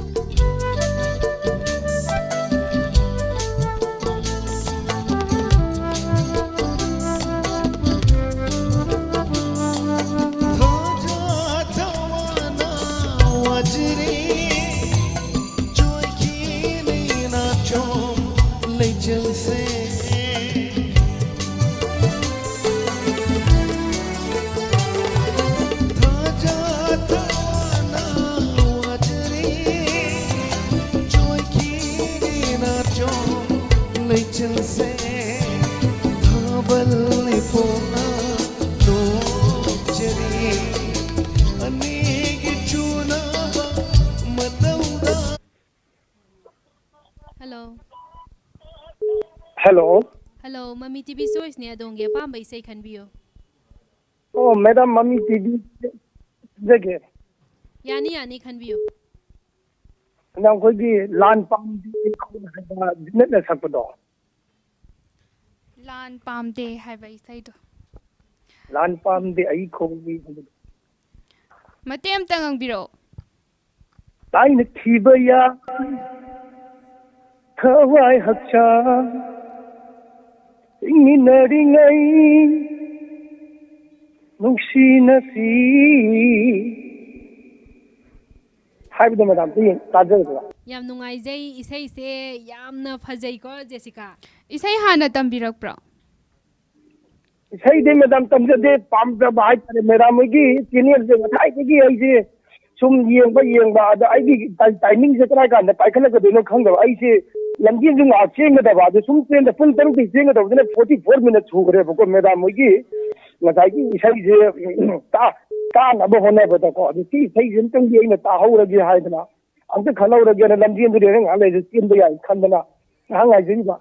ꯌꯥꯝ ꯅꯨꯡꯉꯥꯏꯖꯩ. ꯑꯩꯈꯣꯏꯅ ꯀꯣꯂꯔꯁꯦ ꯌꯥꯝꯃꯟꯕꯅ ꯃꯌꯥꯝꯒꯤ ꯄꯦꯟꯅꯕ ꯍꯣꯠꯅꯖꯕꯗ ꯀꯣꯜ ꯄꯥꯏꯈꯠꯇꯕꯁꯨ ꯃꯌꯥꯝ ꯑꯃ ꯅꯪꯍꯧꯗꯕꯁꯨ ꯃꯌꯥꯝ ꯑꯃ ꯌꯥꯎꯏ. ꯑꯗꯨꯒꯤꯗꯃꯛꯇ ꯃꯌꯥꯝꯅ ꯉꯥꯛꯄꯤꯌꯨ, ꯃꯌꯥꯝꯒꯤ ꯃꯐꯝꯗ ꯉꯥꯛꯄꯤꯌꯨ ꯍꯥꯏꯅ ꯍꯥꯏꯖꯔꯤ. ꯑꯗꯨ ꯖꯦꯁꯤꯀꯥ ꯀꯣꯜ ꯇꯧꯕꯤꯔꯛꯂꯤꯁꯤꯒꯤ ꯃꯤꯡꯒ ꯂꯩꯐꯝꯒꯁꯨ ꯑꯃꯨꯛꯇꯪ ꯈꯪꯃꯤꯟꯅꯁꯦ. ꯃꯤꯡꯒ Madam I ꯂꯩꯐꯝꯒ think ꯊꯝꯕꯤꯌꯨ. Romeo kongje adoga mayam ngaksangang haiba. ꯉꯛꯁꯪꯉꯥꯡꯁꯦ ꯌꯥꯝ ꯐꯖꯩꯀꯣ ꯃꯤꯡꯁꯦ. Hoi madam. ꯌꯥꯝ ꯅꯨꯡꯉꯥꯏꯖꯩ ꯂꯩꯐꯝꯁꯨ ꯊꯝꯕꯤꯌꯨ. Madam aina tawjai thawal le ne do isadi hoji thawal le ti out station oibna Facebook ki kuthang be yengna ba. ꯌꯥꯝ ꯅꯨꯡꯉꯥꯏꯖꯩ. ꯍꯥꯏꯗꯤ out station ꯃꯄꯥꯟꯒꯤ ꯃꯐꯝꯗꯒꯤ ꯃꯃꯤ ꯇꯤꯚꯤ ꯆꯣꯏꯁꯇ ꯁꯔꯨꯛ ꯌꯥꯕꯤꯔꯛꯄꯒꯤꯗꯃꯛꯇ ꯀꯔꯤ ꯑꯣꯏꯅ ꯇꯧꯔꯒ ꯂꯩꯕꯤꯕꯅꯣ ꯃꯔꯨꯞ? Madam kainoni ꯁꯨꯝ ꯗꯤꯐꯦꯟꯁꯇ ꯂꯩꯕꯅꯤ ꯑꯗꯣ ꯁꯨꯝ ꯉꯥꯏꯍꯥꯛ ꯃꯦꯗꯥꯝ ꯍꯣꯏꯒꯤ ꯇꯤꯚꯤ ꯆꯦꯅꯦꯜ ꯀꯔꯤ ꯀꯔꯥ ꯃꯌꯥꯝꯁꯤ ꯌꯦꯡꯉꯒ ꯈꯔ ꯑꯞꯗꯦꯠ ꯑꯣꯏꯖꯩ ꯑꯗꯣ ꯂꯩꯔꯤꯕ ꯏꯔꯥꯡꯁꯤꯒꯤ ꯃꯇꯥꯡꯁꯤꯗꯩꯗ ꯉꯁꯥꯏꯒꯤ ꯁꯤꯒꯨꯝꯕ ꯏꯁꯩꯁꯦ ꯈꯔ ꯇꯥꯔꯒꯗꯤ ꯃꯌꯥꯝꯁꯦ ꯅꯨꯡꯁꯤꯅꯔꯀꯥꯟꯗ ꯃꯌꯥꯝꯁꯦ ꯂꯣꯏꯅꯃꯛ ꯄꯨꯁꯜꯂꯛꯀꯗꯣꯏꯅꯦꯕ ꯁꯥꯎꯔꯒ ꯁꯥꯎꯅꯗꯅꯕ ꯅꯨꯡꯁꯤꯅꯔꯒ ꯂꯩꯕꯁꯤ ꯄꯥꯝꯕꯗꯤ ꯏꯁꯩꯁꯤꯅ ꯃꯌꯥꯝꯁꯦ ꯂꯣꯏ ꯅꯨꯡꯁꯤꯅꯕ ꯑꯣꯏꯔꯁꯅꯨꯅ ꯈꯟꯖꯔꯤꯕ ꯌꯥꯝ ꯅꯨꯡꯉꯥꯏꯖꯩ ꯑꯩꯈꯣꯏ ꯃꯤꯑꯣꯏꯕꯅ ꯋꯥꯔꯕꯁꯨ ꯅꯨꯡꯉꯥꯏꯔꯕꯁꯨ ꯏꯁꯩꯁꯤꯒ ꯑꯩꯈꯣꯏ ꯃꯤꯑꯣꯏꯕꯒ ꯃꯔꯤ ꯑꯃꯗꯤ ꯑꯗꯨꯝ ꯂꯩꯔꯤ ꯅꯠꯇ꯭ꯔꯥ ꯍꯣꯏ ꯃꯦꯗꯥꯝ ꯌꯥꯝ ꯅꯨꯡꯉꯥꯏꯖꯩ ꯃꯇꯨꯡꯗꯁꯨ ꯑꯩꯈꯣꯏ ꯃꯃꯤ ꯇꯤꯚꯤꯅ ꯁꯟꯗꯣꯛꯆꯔꯤꯕ ꯃꯃꯤ ꯇꯤꯚꯤ ꯆꯣꯏꯁꯀꯤ ꯄ꯭ꯔꯣꯒ꯭ꯔꯥꯝ ꯑꯁꯤꯗ ꯃꯔꯨꯞꯁꯨ ꯁꯔꯨꯛ ꯌꯥꯕꯤꯌꯨ ꯑꯗꯣꯝꯅ ꯄꯥꯝꯅ ꯈꯟꯕꯤꯔꯛꯄ ꯏꯁꯩ ꯑꯁꯦ ꯈꯨꯗꯣꯜ ꯇꯧꯖꯔꯛꯂꯒꯦ ꯃꯌꯥꯝ ꯄꯨꯟꯅ ꯇꯥꯃꯤꯟꯅꯔꯁꯤ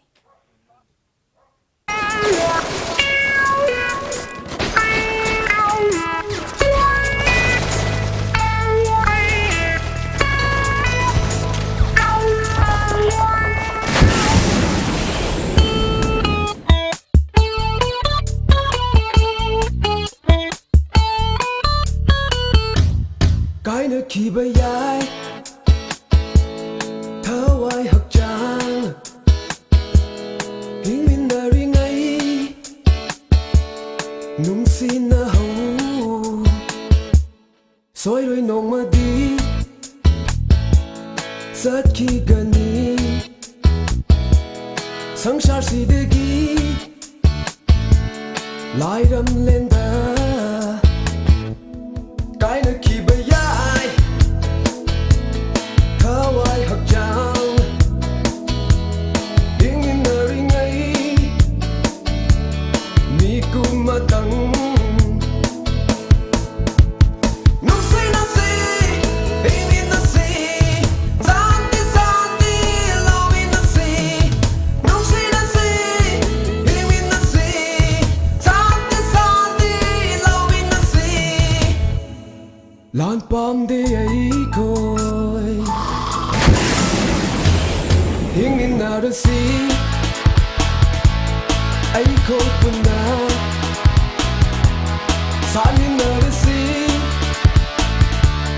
ꯂꯩꯉꯥꯛ ꯑꯣꯏꯅ ꯀꯥꯏꯅꯈꯤꯕ ꯌꯥꯏ ꯊꯋꯥꯏ ꯍꯛꯆꯥꯡ ꯍꯤꯡꯃꯤꯟꯅꯔꯤꯉꯩ ꯅꯨꯡꯁꯤꯅꯍꯧ ꯅꯨꯡꯁꯤꯅꯁꯤ ꯍꯤꯡꯃꯤꯟꯅꯁꯤ ꯁꯥꯟꯇꯤ ꯁꯥꯟꯇꯤ ꯂꯧꯃꯤꯟꯅꯁꯤ ꯅꯨꯡꯁꯤꯅꯁꯤ ꯍꯤꯡꯃꯤꯟꯅꯁꯤ ꯁꯥꯟꯇꯤ ꯁꯥꯟꯇꯤ ꯂꯧꯃꯤꯟꯅꯁꯤ ꯂꯥꯟ ꯄꯥꯝꯗꯦ ꯑꯩꯈꯣꯏ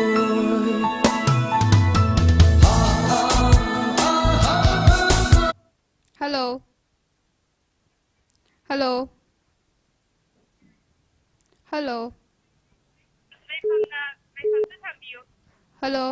ꯃꯦꯗꯥꯝ ꯑꯩꯅ ꯇꯧꯕꯤꯔꯤꯁꯦ ꯊꯧꯕꯥꯜꯗꯒꯤ ꯏꯁꯥꯗꯤ ꯍꯧꯖꯤꯛ ꯊꯧꯕꯥꯜꯗ ꯂꯩꯕ ꯍꯣꯁꯄꯤꯇꯥꯜ ꯑꯣꯏꯕꯅ Hello.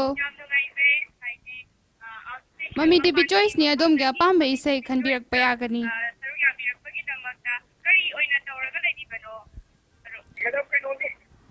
Hello. Hello. Moigi call se na line nungai yadraba mal. Hello.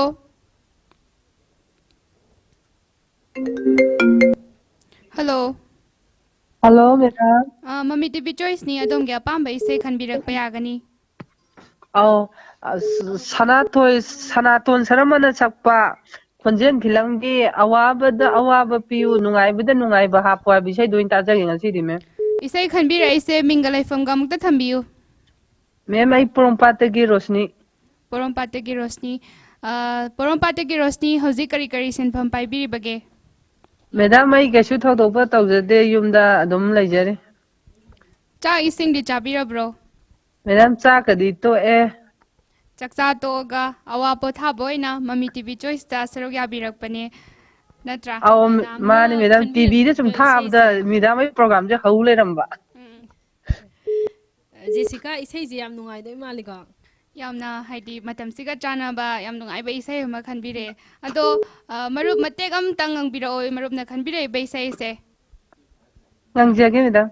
ꯑꯋꯥꯕꯗ ꯑꯋꯥꯕ ꯄꯤꯌꯨ ꯅꯨꯡꯉꯥꯏꯕꯗ ꯅꯨꯡꯉꯥꯏꯕ ꯍꯥꯞꯄꯨ ꯈꯥꯡꯖꯒꯅꯤ ꯊꯃꯣꯏꯅ ꯇꯨꯃꯤꯟꯅ ꯃꯦꯗꯥꯝ ꯑꯩ ꯁꯥꯏ ꯂꯣꯏꯁꯟꯖꯔꯒꯦ ꯏꯁꯩꯁꯨ ꯌꯥꯝ ꯐꯖꯅ ꯁꯛꯄꯤꯈ꯭ꯔꯦ ꯌꯥꯝ ꯅꯨꯡꯉꯥꯏꯖꯩ ꯃꯃꯤ ꯇꯤꯚꯤ ꯆꯣꯏꯁꯇ ꯁꯔꯨꯛ ꯌꯥꯕꯤꯔꯛꯄ ꯑꯗꯣ ꯃꯔꯨꯞ ꯃꯃꯤ ꯇꯤꯚꯤ ꯆꯣꯏꯁꯁꯦ ꯀꯔꯤ ꯈꯨꯊꯥꯡꯗꯒꯤ ꯌꯦꯡꯕꯤꯒꯦ ꯌꯨꯇ꯭ꯌꯨꯕꯇꯒꯤ ꯌꯦꯡꯕꯤꯕ꯭ꯔꯥ ꯐꯦꯁꯕꯨꯛꯇꯒꯤ ꯌꯦꯡꯕꯤꯕ꯭ꯔꯥ ꯅꯠꯇ꯭ꯔꯒ ꯀꯦꯕꯜꯒꯤ ꯈꯨꯊꯥꯡꯗꯒꯤ ꯌꯦꯡꯕꯤꯕ꯭ꯔꯥ ꯑꯩ ꯀꯦꯕꯜꯒꯤ ꯈꯨꯠꯊꯥꯡꯗꯒꯤ ꯑꯣꯏꯅ ꯃꯦꯗꯥꯝ ꯌꯦꯡꯖꯩꯌꯦ ꯇꯤꯚꯤꯗ ꯑꯣꯏꯅ ꯌꯥꯝ ꯅꯨꯡꯉꯥꯏꯖꯩ ꯑꯗꯣ ꯃꯃꯤ ꯇꯤꯚꯤ ꯆꯣꯏꯁꯀꯤ ꯈꯨꯗꯣꯡꯆꯥꯕꯁꯤ ꯂꯧꯔꯒ ꯑꯗꯣꯝꯒꯤ ꯄꯨꯛꯅꯤꯡꯗ ꯐꯥꯎꯕ ꯑꯄꯥꯝꯕ ꯅꯨꯡꯉꯥꯏꯇꯕ ꯄꯨꯝꯅꯃꯛꯁꯨ ꯊꯝꯕꯤꯌꯨ ꯑꯩꯒꯤ ꯃꯣꯠꯇꯗꯤ ꯃꯦꯗꯥꯝ ꯍꯧꯖꯤꯛ ꯍꯧꯖꯤꯛ ꯇꯧꯔꯤꯕ ꯏꯔꯥꯡꯁꯦ ꯁꯥꯟꯇꯤ ꯑꯣꯏꯅ ꯂꯥꯛꯄꯤꯕ ꯍꯥꯟꯅꯒꯤ ꯃꯍꯧꯁꯥꯗꯨꯝꯅ ꯅꯨꯡꯉꯥꯏ ꯌꯥꯏꯐꯅ ꯂꯩꯕ ꯄꯥꯝꯃꯤ ꯑꯗꯣ ꯌꯥꯝ ꯅꯨꯡꯉꯥꯏꯖꯩ ꯑꯩꯈꯣꯏꯅꯁꯨ ꯁꯥꯟꯇꯤ ꯍꯟꯖꯤꯜꯂꯛꯄ ꯍꯥꯟꯅꯒꯤ ꯅꯨꯡꯁꯤ ꯆꯥꯟꯅꯅ ꯍꯤꯡꯕ ꯃꯅꯤꯄꯨꯔꯗꯣ ꯑꯃꯨꯛ ꯍꯟꯅ ꯑꯣꯏꯔꯛꯄ ꯑꯣꯏꯔꯁꯅꯨ ꯍꯥꯏꯅ ꯑꯩꯈꯣꯏꯒꯤ ꯃꯥꯏꯀꯩꯗꯒꯤꯁꯨ ꯊꯝꯖꯒꯦ ꯑꯗꯣ ꯊꯥꯒꯠꯆꯔꯤ ꯃꯔꯨꯞ ꯃꯦꯗꯥꯝ ꯃꯇꯨꯡꯗꯁꯨ ꯑꯩꯈꯣꯏ ꯃꯃꯤ ꯇꯤꯚꯤꯅ ꯁꯟꯗꯣꯛꯆꯔꯤꯕ ꯃꯃꯤ ꯇꯤꯚꯤ ꯆꯣꯏꯁ ꯅꯣꯡꯃꯥꯏꯖꯤꯡ ꯈꯨꯗꯤꯡꯒꯤ ꯁꯟꯗꯣꯛꯆꯔꯤꯕ ꯄ꯭ꯔꯣꯒ꯭ꯔꯥꯝ ꯑꯁꯤ ꯃꯇꯨꯡꯗꯁꯨ ꯑꯗꯨꯝ ꯁꯔꯨꯛ ꯌꯥꯕꯤꯌꯨ ꯌꯥꯖꯒꯦ ꯃꯦꯗꯥꯝ ꯌꯥꯝ ꯅꯨꯡꯉꯥꯏꯖꯩ ꯑꯗꯣꯝꯅ ꯈꯟꯕꯤꯔꯛꯄ ꯏꯁꯩ ꯈꯨꯗꯣꯜ ꯇꯧꯖꯔꯒꯦ ꯃꯌꯥꯝ ꯄꯨꯟꯅ ꯇꯥꯃꯤꯟꯅꯔꯁꯤ ꯊꯥꯒꯠꯆꯔꯤ ꯃꯦꯗꯥꯝ ꯅꯨꯡꯉꯥꯏꯕꯗ ꯅꯨꯡꯉꯥꯏꯕ ꯍꯥꯞꯄꯨ ꯈꯥꯡꯖꯒꯅꯤ ꯊꯃꯣꯏꯗ ꯇꯨꯃꯤꯟꯅ ꯍꯧꯅꯕꯤꯅꯤ ꯄꯨꯟꯁꯤꯒꯤ ꯆꯠꯅꯕꯤꯅꯤ ꯇꯥꯏꯕꯪꯒꯤ ꯍꯤꯡꯅꯔꯤꯕ ꯊꯋꯥꯏꯒꯤ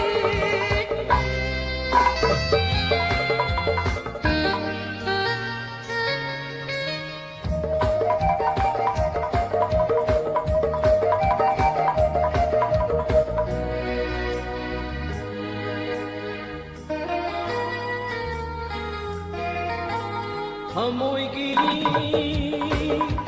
वक्त से कना लेते कभी ना थमोगी वक्त से कना लेते कभी ना बोलो मसे हम जुबता मस्तनी पुंसिलंबी हौनबीनी पुंसिगी जत्नबीनी ताइबंगी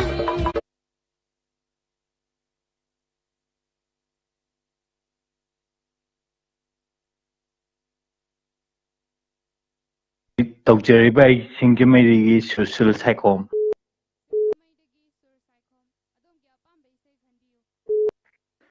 ꯑꯈꯨꯟꯕ ꯃꯅꯤꯒꯤ ꯅꯣꯡꯗꯝꯕ ꯅꯪꯁꯦ ꯈꯟꯈ꯭ꯔꯕ ꯃꯦꯗꯥꯝ ꯑꯥ ꯑꯣ ꯑꯈꯨꯟꯕ ꯃꯅꯤꯒꯤ ꯅꯣꯡꯗꯝꯕ ꯅꯪꯒꯤ ꯀꯨꯝꯍꯩꯁꯦ ꯇꯧꯕꯗꯣ ꯇꯥꯖꯒꯦ ꯃꯦꯗꯥꯝ ꯏꯁꯩꯁꯦ ꯅꯣꯡꯗꯝꯕ ꯅꯪꯒꯤ ꯀꯨꯝꯍꯩꯁꯦ ꯀꯔꯝꯕ ꯃꯇꯝꯗ ꯂꯣꯏꯒꯕ ꯀꯔꯤꯁꯨ ꯈꯪꯖꯗ ꯅꯥꯅꯥꯏꯗ ꯀꯔꯝꯕ ꯆꯥꯡꯌꯦꯡꯅꯣ ꯅꯍꯥꯛꯀꯤ ꯀꯔꯝꯕ ꯆꯥꯡꯌꯦꯡꯅꯣ ꯅꯍꯥꯛꯀꯤ ꯌꯥꯔꯅꯤ ꯁꯤꯁ ꯌꯥꯝꯅ ꯐꯖꯕ ꯏꯁꯩ ꯑꯃꯁꯨ ꯁꯛꯇꯣꯛꯄꯤꯈ꯭ꯔꯦ ꯑꯗꯣ ꯃꯤꯡꯒ ꯂꯩꯐꯝꯒ ꯍꯥꯟꯅ ꯑꯃꯨꯛꯇ ꯊꯝꯕꯤꯌꯨ ꯑꯣ ꯁꯤꯡꯖꯃꯩꯗꯒꯤ ꯁꯨꯁꯤꯜ ꯁꯥꯏꯈꯣꯝ ꯑꯣ ꯍꯥꯟꯅ ꯊꯝꯈ꯭ꯔꯦꯀꯣ ꯑꯥ ꯁꯨꯁꯤꯜ ꯁꯥꯏꯀ꯭ꯔꯣꯝ ꯍꯧꯖꯤꯛ ꯍꯧꯖꯤꯛ ꯀꯔꯤ ꯀꯔꯤ ꯍꯣꯠꯅꯕꯤꯔꯤꯕꯒꯦ ꯁꯤꯁꯇꯔ ꯑꯩꯁꯦ ꯗꯨꯀꯥꯟ ꯐꯝꯖꯩꯌꯦ ꯕꯤꯖꯤꯅꯦꯁ ꯇꯧ ꯀꯔꯤ ꯗꯨꯀꯥꯟ ꯐꯝꯕꯤꯕꯅꯣ ꯇꯣꯏꯒ ꯀꯣꯁꯃꯦꯇꯤꯛꯀ ꯏꯁꯇꯦꯁꯅꯔꯤꯒ ꯌꯣꯟꯕ ꯌꯥꯝ ꯅꯨꯡꯉꯥꯏꯖꯩ ꯆꯥꯛ ꯏꯁꯤꯡ ꯆꯥꯕꯤꯔꯕ꯭ꯔꯣ ꯆꯥꯛ ꯆꯥꯗ꯭ꯔꯤꯌꯦ ꯑꯩ ꯆꯥꯛ ꯉꯥꯏꯕ ꯑꯣꯏꯅ ꯃꯃꯤ ꯇꯤꯚꯤꯒꯤ ꯂꯥꯏꯚ ꯊꯥꯏꯅ ꯏꯁꯩ ꯁꯨꯝ ꯑꯣꯜꯂꯝꯕꯅꯤ ꯂꯥꯏꯐꯁꯦ ꯀꯔꯤꯗꯒꯤ ꯌꯦꯡꯕꯤꯒꯦ ꯍꯧꯖꯤꯛꯁꯦ ꯁꯨꯁꯤꯜ ꯑꯩ ꯌꯨꯇꯨꯕꯇ ꯌꯦꯡꯉꯝꯕꯅꯦ ꯌꯥꯝ ꯅꯨꯡꯉꯥꯏꯖꯩ ꯑꯩꯈꯣꯏꯅ ꯁꯟꯗꯦ ꯈꯨꯗꯤꯡꯒꯤ ꯁꯟꯗꯣꯛꯆꯔꯤꯕ ꯃꯃꯤ ꯇꯤꯚꯤꯅ ꯁꯟꯗꯣꯛꯆꯔꯤꯕ ꯃꯃꯤ ꯇꯤꯚꯤ ꯆꯣꯏꯁ ꯑꯁꯤꯕꯨ ꯅꯣꯡꯃꯥꯏꯖꯤꯡ ꯈꯨꯗꯤꯡꯒꯤ ꯁꯔꯨꯛ ꯌꯥꯕꯤꯔꯛꯎ ꯀꯣꯂꯔꯅ ꯍꯣꯏ ꯌꯥꯝꯃꯟꯕꯅ ꯃꯔꯝ ꯑꯣꯏꯔꯒ ꯍꯥꯏꯗꯤ ꯀꯣꯜ ꯐꯪꯗꯕ ꯄꯥꯏꯈꯠꯍꯧꯗꯕ ꯃꯌꯥꯝ ꯑꯃꯁꯨ ꯂꯩ ꯑꯗꯨ ꯈꯨꯗꯤꯡꯃꯛ ꯑꯗꯣ ꯋꯥꯔꯧꯕꯤꯕ ꯂꯩꯇꯅ ꯅꯣꯡꯃꯥꯏꯖꯤꯡ ꯍꯣꯏ ꯈꯨꯗꯤꯡꯒꯤ ꯀꯣꯜ ꯇꯧꯕꯤꯔꯛꯎ ꯑꯩꯈꯣꯏꯒꯤ ꯃꯥꯏꯀꯩꯗꯒꯤ ꯊꯝꯖꯔꯤ ꯍꯣꯏ ꯐꯔꯦ ꯊꯝꯖꯔꯒꯦ ꯌꯥꯝ ꯅꯨꯡꯉꯥꯏꯖꯩ ꯁꯨꯁꯤꯜꯅ ꯈꯟꯕꯤꯔꯛꯏꯕ ꯏꯁꯩ ꯑꯁꯦ ꯃꯌꯥꯝ ꯄꯨꯟꯅ ꯇꯥꯃꯤꯟꯅꯔꯁꯤ ꯈꯨꯗꯣꯜ ꯇꯧꯖꯔꯛꯑꯒꯦ naida karamba changino dahaki karamba changino dahaki nungamba nangi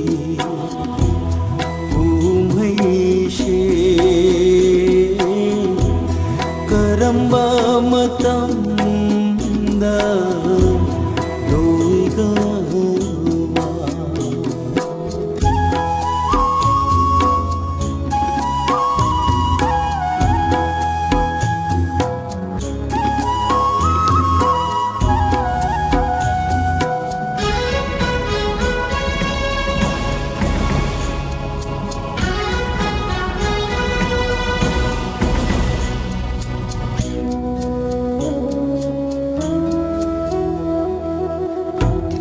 khambada waraba punshi she makhol thona taple yening hulakhida amukha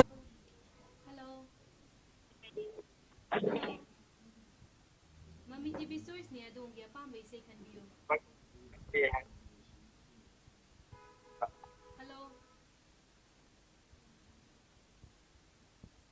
Jessica mo gisi line ki thong wai da mali ko. Hello hello ꯇꯥꯖꯔꯦ ꯃꯃꯤ TV ꯆꯣꯏꯁꯅꯦ ꯑꯗꯣꯝꯒꯤ ꯑꯄꯥꯝꯕ ꯏꯁꯩ ꯈꯟꯕꯤꯔꯛꯑꯣ ꯑꯩꯒꯤ ꯃꯤꯡ ꯆꯥꯅꯝ ꯍꯦꯝꯖꯦꯠ ꯍꯦꯝꯖꯤꯠ ꯀꯣꯡꯕ ꯂꯥꯏꯁ꯭ꯔꯝ ꯂꯩꯀꯥꯏꯗꯒꯤ ꯀꯣꯡꯕ ꯂꯥꯏꯁ꯭ꯔꯝ ꯂꯩꯀꯥꯏꯗꯒꯤ ꯍꯦꯝꯖꯤꯠ ꯑꯗꯣꯝꯒꯤ ꯑꯄꯥꯝꯕ ꯏꯁꯩ ꯈꯟꯕꯤꯔꯛꯑꯣ ꯑꯣꯖꯥ ꯇꯤꯖꯦꯟꯗ꯭ꯔꯒꯤ ꯅꯪꯅ ꯁꯥꯒꯩ ꯑꯃꯒꯤ ꯃꯧꯅꯤ ꯇꯧꯕ ꯑꯗꯣ ꯇꯥꯖꯅꯤꯡꯕ Isayse yam phajai marupna khanbiraklise adu marup isaise matek amta ngangbiradi Hello. Tabibro. hello Hello. ꯑꯣꯖꯥ ꯇꯤꯖꯦꯟꯗ꯭ꯔꯒꯤ ꯅꯪꯅ ꯁꯥꯒꯩ ꯑꯃꯒꯤ ꯃꯧꯅꯤ ꯇꯧꯕꯗꯣ ꯇꯥꯖꯔꯦ Marup hemjitna isay khanbirakpase adu isaise matek amta ngangbiradi hello ꯇꯥꯖꯔꯤꯌꯦ ꯑꯗꯣꯝꯅ ꯈꯟꯕꯤꯔꯛꯄ ꯏꯁꯩꯁꯦ ꯃꯇꯦꯛ ꯑꯃꯇ ꯉꯪꯕꯤꯔꯛꯑꯣ ꯃꯌꯥꯝ ꯄꯨꯟꯅ ꯇꯥꯃꯤꯟꯅꯁꯤ ꯍꯣꯏ ꯌꯥꯏ ꯅꯪꯅ ꯁꯥꯒꯩ ꯑꯃꯒꯤ ꯃꯧꯅꯤ ꯑꯩꯅ ꯅꯪꯒꯤ ꯀꯥꯏꯅ ꯈꯣꯡꯂꯣꯏꯅꯤ ꯃꯦꯝ ꯌꯥꯔꯅꯤ ꯁꯥꯎꯅ ꯇꯣꯛꯄꯗꯣ Yam nungaijai hello phajaba isay amasu ngangbire adu akhoi Mami TV na sandoksariba program asigi khutang lawiraga hello ma'am marupki thamoida phawba tabagi phongdokki tanja adusu lawbiyo ꯅꯪ ꯅꯦꯠꯁꯦ ꯅꯨꯡꯉꯥꯏꯇ꯭ꯔꯦ ꯑꯩꯉꯣꯟꯗ Yam nungaijai marup hemjitna yengbirise karamba khuthangdagi yengbibano loudspeaker thabibro ꯃꯦꯝ ꯇꯞꯅ ꯇꯥꯏ ꯃꯦꯝ ꯀꯩꯅꯣ ꯇꯧꯋꯤ ꯑꯩ ꯐꯦꯁꯕꯨꯛꯇꯒꯤ ꯌꯦꯡꯖꯕꯅꯦꯕ ꯑꯗꯣ ꯍꯦꯝꯖꯤꯠ ꯍꯥꯏꯗꯤ ꯐꯦꯁꯕꯨꯛꯇꯒꯤ ꯌꯦꯡꯕꯤꯕꯅꯦꯁꯨ ꯍꯥꯏꯔꯦ ꯌꯥꯝ ꯅꯨꯡꯉꯥꯏꯖꯩ ꯗꯦꯗꯤꯀꯦꯠ ꯇꯧꯕꯤꯅꯤꯡꯕ ꯃꯤꯗꯤ ꯍꯥꯞꯄꯤꯔꯔꯣꯏꯗ꯭ꯔꯥ ꯗꯦꯗꯤꯀꯦꯠꯁꯦ ꯑꯗꯨꯝ ꯑꯩꯈꯣꯏ ꯏꯃꯨꯡ ꯃꯅꯨꯡ ꯇꯥꯔꯒ ꯑꯗꯩ ꯂꯥꯏꯁ꯭ꯔꯝ ꯑꯩꯈꯣꯏ ꯌꯨꯝꯊꯪ ꯑꯗꯒꯤ ꯃꯦꯔꯤꯁꯨ ꯇꯥꯍꯟꯅꯤꯡꯉꯤ ꯌꯥꯝ ꯅꯨꯡꯉꯥꯏꯖꯩ ꯑꯗꯣ ꯏꯁꯩ ꯈꯨꯗꯣꯜ ꯇꯧꯖꯔꯛꯑꯒꯦ ꯃꯔꯨꯞ ꯍꯦꯝꯖꯤꯠꯅ ꯈꯟꯕꯤꯔꯛꯏꯕ ꯏꯁꯩꯁꯦ ꯃꯌꯥꯝ ꯄꯨꯟꯅ ꯇꯥꯃꯤꯟꯅꯁꯤ ꯏꯁꯩ ꯈꯨꯗꯣꯜ ꯇꯧꯖꯔꯛꯑꯒꯦ punsini sakhanadaba lamlanba amagum una tamnara punsini sakhanadaba lamlanba amagum nangna sagai amagi mauni aina nangi kaina kong loini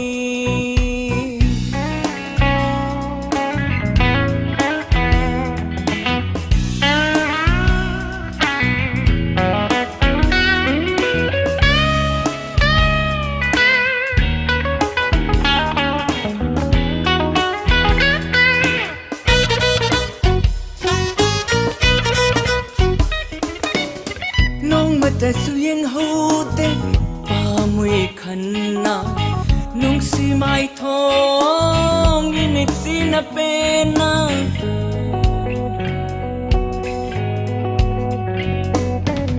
nong mata suyang hote pamui khanna nong si mai thong imit sina pena are pani khalui hau ki bapun sina are pani khalui hau ki bapun sina nanga aiga laina riba mari se nanga aiga.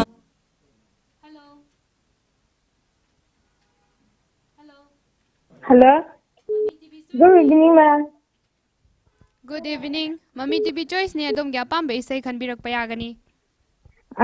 Chirena sakpa nangi sihi manam disu tawida dude. Yam phajaba isai amasu khanbire minga laifam ga hana mukta thambiyu. Aigi ming Syam Ranjita ai wangjing daini. Wangjing dagi Ranjita akhoi live se kari khuthang dagi yengbige. Keban ki khutani. Cable gi khuthang dagi yengbi haibirakpa yamna nungaijai ado Ranjita hojik chak ising zabirabro. Chari me. Kari hona birige hojik se. Aige mem college tawdi.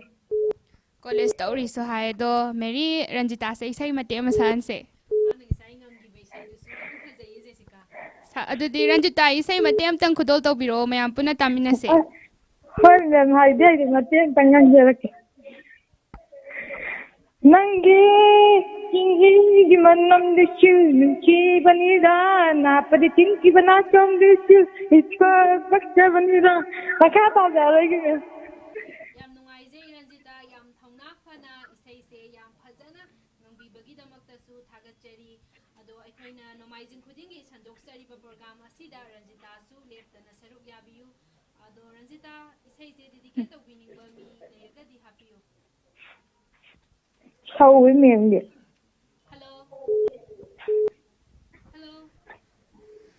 Hello. Ranjita dedicate tawbiningba mi thambiyu. Dedicate waje akai now paga akai maga. Family punna taminage haibane Ranjita. Mani ne. Ranjita do Mami TV Choice ki khudong chaba se lauraga domgi pungning da fauba apamba dusu thambiyu. Yam nungaye Mami TV Choice managa khanabaga phangraga phone tawraga isai ga khanaba. Matam kuina su lepure khoigi Mami TV se do handak amuk haujarakpani nomaijin khudingi sandok chariba Mami TV si da saruk yabiyu mayamgi apen pen da awa nungai paudam su thambiyu Mami TV Choice da call tawbiraktuna ngaihak awa pothajana ba haina senjariba Mami TV Choice na senjariba program asida saruk yabiyu haina haizari Ranjita adomna khanbira ibai sai se mayam punna tamina si khudol tamjara age. Thank you, ma'am.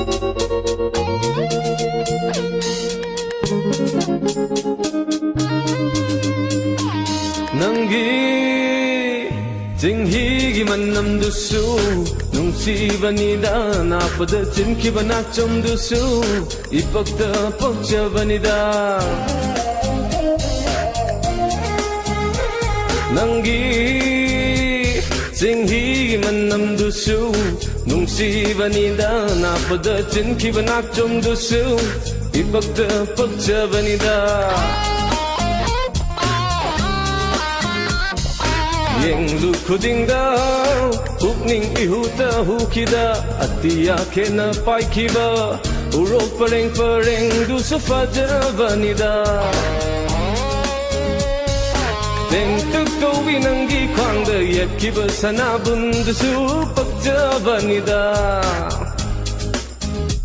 Nangi Singhi manam dusu nungsibanida napada chinkibana chom dusu ibakta pakjabanida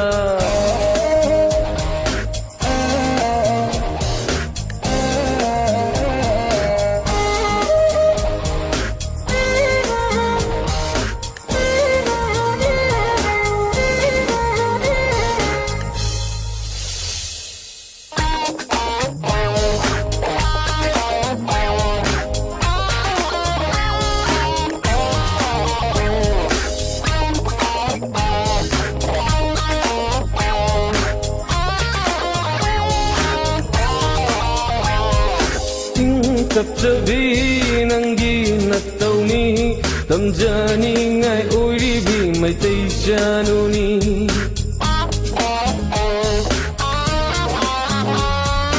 ꯏꯪ ꯇꯞꯆꯕꯤ Hello. Hello. Hello. Hello. Mami TV Choice ne adom gi apam bai sai khan birak pa yagani. Oh, ai thainagi isai ikaina yenglak famidi ang haidara tawbudo adunda khanjage. Yam nungai je minga laifam ga hana mukta thambiu. Ai puruk yari puk puruk khongindagi pangabam nongsaba. Kangabam nongsaba. Ah. Nongsaba isai se mate amata ngangbiro mayam punna taminasi. Tiyo ngang jara. Ngangbiro. Yengduna adumna lairanu pukningi aningba phongdoklo. Question talaga yang pakhat na. Jessica ngasigi akhoi caller sing je isai loi hai ko. Yam zu phaje ado isai ga sa amadi yam phaugadabane nongsaba se. Au phaugadabani somda isai saudana mange. Yam nungai je nongsaba chak ising zabira bro. Chadri hikse ngasi lau kumubagi insang thongiye mayam chaminagena. Ado nongsaba lau kumubagi haina su haibire ado hojikan se haidi lau rok panthasu oibanina haidi ka phobo haidi phause kayam thokpa kamaina tawbirige hojikse. Phause dum mamang di manadre adu khara dum thoyai tar mamang chahi gadi manadre. Haidi handa ising masing kut tawgidaba dei lan lung tawgidana yagidana hai tare. Nongsaba akhoi Mami TV na sandoksariba Mami TV Choice ki program se nomaizing khudingi sandoksagadori bani matung dasu nongsaba na adum saruk yabiu haibadi waraba matam asida ngahaktang oiraba supothana ba akhoi na mayangi damakta seba tawjabani aduna nongsaba su matung dasu adum call tawbiraktuna saruk yabiu yam nungaijai nongsaba isai se dedicate tawbining ba mi so adum happio isai je sai laisom laikai gi imanabi khare tawjare maming pandragasu yam nungaijai matung dasu call tawbirau huzik nongsaba na khanbirakliba isai si mayam punna taminarasi khudol tawjara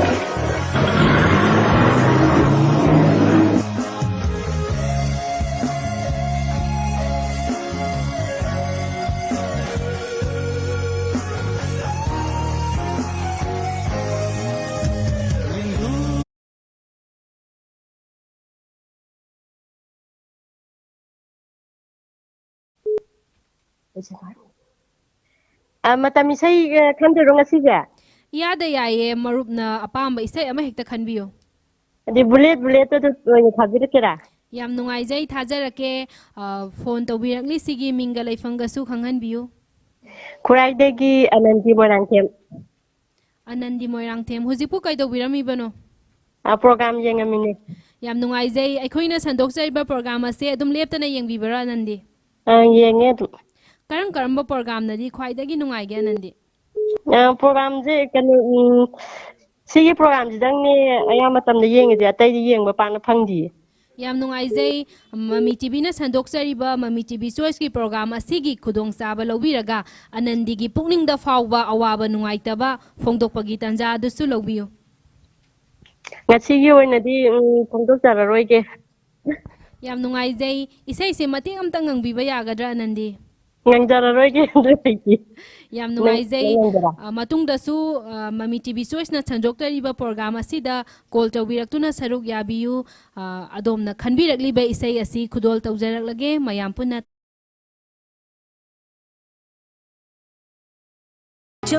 ꯑꯎꯕ ꯄꯥꯝꯒꯦ ꯄꯥꯝꯖꯧ ꯍꯟꯅꯨꯄꯤ ꯀꯣꯏꯒꯦ ꯀꯣꯏꯖꯧ ꯈꯨꯗꯣꯜ ꯄꯤꯒꯦ ꯄꯤꯖꯧ ꯃꯤꯠꯌꯦꯡ ꯈꯣꯏꯒꯦ ꯈꯣꯏꯖꯧ ꯑꯎꯕ ꯄꯥꯝꯒꯦ ꯄꯥꯝꯖꯧ ꯊꯛꯅꯤꯡꯉ ꯊꯛꯆꯧ ꯉꯥꯎꯅꯤꯡꯉ ꯉꯥꯎꯖꯧ ꯂꯥꯡꯅꯤꯡꯉ ꯂꯥꯡꯖꯧ ꯀꯣꯏꯅꯤꯡꯉ ꯀꯣꯏꯖꯧ ꯊꯛꯅꯤꯡꯉ ꯊꯛꯆꯧ ꯉꯥꯎꯅꯤꯡꯉ ꯉꯥꯎꯖꯧ ꯂꯥꯡꯅꯤꯡꯉ ꯂꯥꯡꯖꯧ ꯀꯣꯏꯅꯤꯡꯉ ꯀꯣꯏꯖꯧ ꯑꯗꯨꯒ ꯂꯝꯂꯥꯟꯕꯤ ꯀꯅꯥꯗ ꯂꯣꯟꯅ ꯊꯃꯣꯏꯗꯣ ꯄꯤꯔꯝꯕ ꯊꯣꯛꯂꯕ va ꯑꯗꯨꯒ ꯂꯝꯂꯥꯟꯕꯤ ꯀꯅꯥꯗ ꯂꯣꯟꯅ ꯊꯃꯣꯏꯗꯣ ꯄꯤꯔꯝꯕ ꯊꯣꯛꯂꯕ bullet bullet bullet bullet bullet bullet ꯅꯣꯡꯃꯩ ꯕꯨꯂꯦꯠꯅꯤ ꯑꯩꯅ ꯅꯍꯥꯛꯀꯤ bullet bullet bullet bullet bullet bullet bullet bullet bullet bullet bullet bullet bullet bullet bullet bullet bullet bullet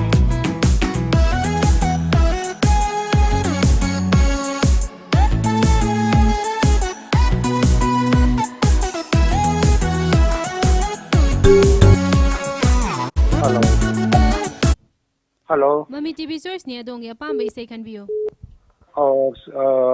ꯏꯁꯩ ꯑꯃ ꯇꯥꯖꯒꯦ ꯌꯥꯅꯤ ꯌꯥꯅꯤ ꯈꯟꯕꯤꯌꯨ ꯏꯁꯩꯗꯣ ꯑꯇꯤꯌꯥꯒꯤ ꯃꯤꯅꯣꯛ ꯐꯤꯂꯝꯗꯣ ꯑꯇꯤꯌꯥꯒꯤ ꯃꯤꯅꯣꯛ ꯐꯤꯂꯝꯒꯤ ꯀꯔꯝꯕ ꯏꯁꯩ ꯑꯣꯏꯕꯤꯔꯕꯅꯣ ꯔꯟꯕꯤ ꯊꯧꯅꯥꯅ ꯁꯛꯄ ꯄꯛꯆꯩꯗ ꯇꯧꯕꯗꯣ ꯌꯥꯝ ꯅꯨꯡꯉꯥꯏꯖꯩ ꯏꯁꯩꯁꯨ ꯌꯥꯝꯅ ꯐꯖꯕ ꯑꯃ ꯈꯟꯕꯤꯔꯛꯂꯦ ꯐꯣꯟ ꯇꯧꯕꯤꯔꯛꯂꯤꯁꯤꯒꯤ ꯃꯤꯡꯒ ꯂꯩꯐꯝꯒꯁꯨ ꯊꯝꯕꯤꯌꯨ ꯐꯣꯟ ꯇꯧꯖꯔꯦꯕ ꯑꯩ ꯊꯧꯕꯥꯜ ꯂꯩꯀꯥꯏꯗꯒꯤ ꯑꯦꯜ ꯄ꯭ꯔꯦꯝꯖꯤꯠ ꯌꯥꯝ ꯅꯨꯡꯉꯥꯏꯖꯩ ꯃꯔꯨꯞ ꯄ꯭ꯔꯦꯝꯖꯤꯠꯅ ꯏꯁꯩ ꯐꯖꯕ ꯑꯃ ꯈꯟꯕꯤꯔꯛꯄꯒꯤꯗꯃꯛꯇꯁꯨ ꯃꯔꯨꯞ ꯄ꯭ꯔꯦꯝꯖꯤꯠ ꯑꯩꯈꯣꯏꯅ ꯁꯟꯗꯣꯛꯆꯔꯤꯕ ꯄ꯭ꯔꯣꯒ꯭ꯔꯥꯝ ꯑꯁꯤꯕꯨ ꯀꯔꯝꯕ ꯄ꯭ꯔꯣꯒ꯭ꯔꯥꯝꯅ ꯌꯦꯡꯕꯤꯒꯦ ꯑꯌꯥꯝꯕꯅ ꯍꯧꯖꯤꯛꯁꯦ ꯃꯇꯝꯁꯦ ꯃꯃꯜ ꯈꯪꯗꯅ ꯑꯌꯥꯝꯕꯅ ꯂꯣꯏꯅ ꯌꯦꯡꯉꯦ ꯍꯥꯏꯇꯥꯔꯦ ꯌꯥꯝ ꯅꯨꯡꯉꯥꯏꯖꯩ ꯑꯗꯨꯒ ꯁꯤꯒꯤ ꯂꯥꯏꯚ ꯐꯪꯕꯁꯤ ꯄꯨꯟꯁꯤꯒꯤ ꯑꯍꯥꯟꯕꯅꯤ ꯉꯁꯤꯅ ꯌꯥꯝ ꯅꯨꯡꯉꯥꯏꯖꯩ ꯃꯇꯨꯡꯗꯁꯨ ꯅꯣꯡꯃꯥꯏꯖꯤꯡ ꯈꯨꯗꯤꯡꯒꯤ ꯑꯩꯈꯣꯏꯅ ꯁꯟꯗꯣꯛꯆꯔꯤꯕ ꯃꯃꯤ ꯇꯤꯚꯤ ꯆꯣꯏꯁꯀꯤ ꯄ꯭ꯔꯣꯒ꯭ꯔꯥꯝ ꯑꯁꯤꯗ ꯃꯔꯨꯞ ꯄ꯭ꯔꯦꯝꯖꯤꯠꯅꯁꯨ ꯁꯔꯨꯛ ꯌꯥꯕꯤꯌꯨ ꯑꯗꯣ ꯄ꯭ꯔꯦꯝꯖꯤꯠ ꯍꯧꯖꯤꯛꯁꯦ ꯀꯩ ꯍꯣꯠꯅꯕꯤꯔꯤꯒꯦ ꯃꯦꯗꯥꯝ ꯍꯥꯏꯕꯗꯁꯨ ꯆꯠꯂꯒꯗ ꯑꯩ ꯍꯧꯖꯤꯛ ꯑꯩꯈꯣꯏꯒꯤ ꯄꯟꯆꯥꯌꯠꯀꯤ ꯃꯦꯝꯕꯔ ꯑꯣꯏꯖꯔꯤ ꯌꯥꯝ ꯅꯨꯡꯉꯥꯏꯖꯩ ꯖꯦꯁꯤꯀꯥ ꯃꯔꯨꯞ ꯄ꯭ꯔꯦꯝꯖꯤꯠꯁꯦ ꯏꯁꯩ ꯃꯇꯦꯛ ꯑꯃꯇꯪ ꯁꯛꯍꯟꯖꯦ ꯏꯁꯩ ꯃꯇꯦꯛ ꯑꯃꯇ ꯉꯪꯕꯤꯌꯨ ꯄ꯭ꯔꯦꯝꯖꯤꯠ ꯍꯣꯏ ꯃꯦꯗꯥꯝ ꯑꯩ ꯍꯩꯕꯩ ꯃꯇꯦꯡ ꯉꯥꯡꯖꯔꯛꯀꯦ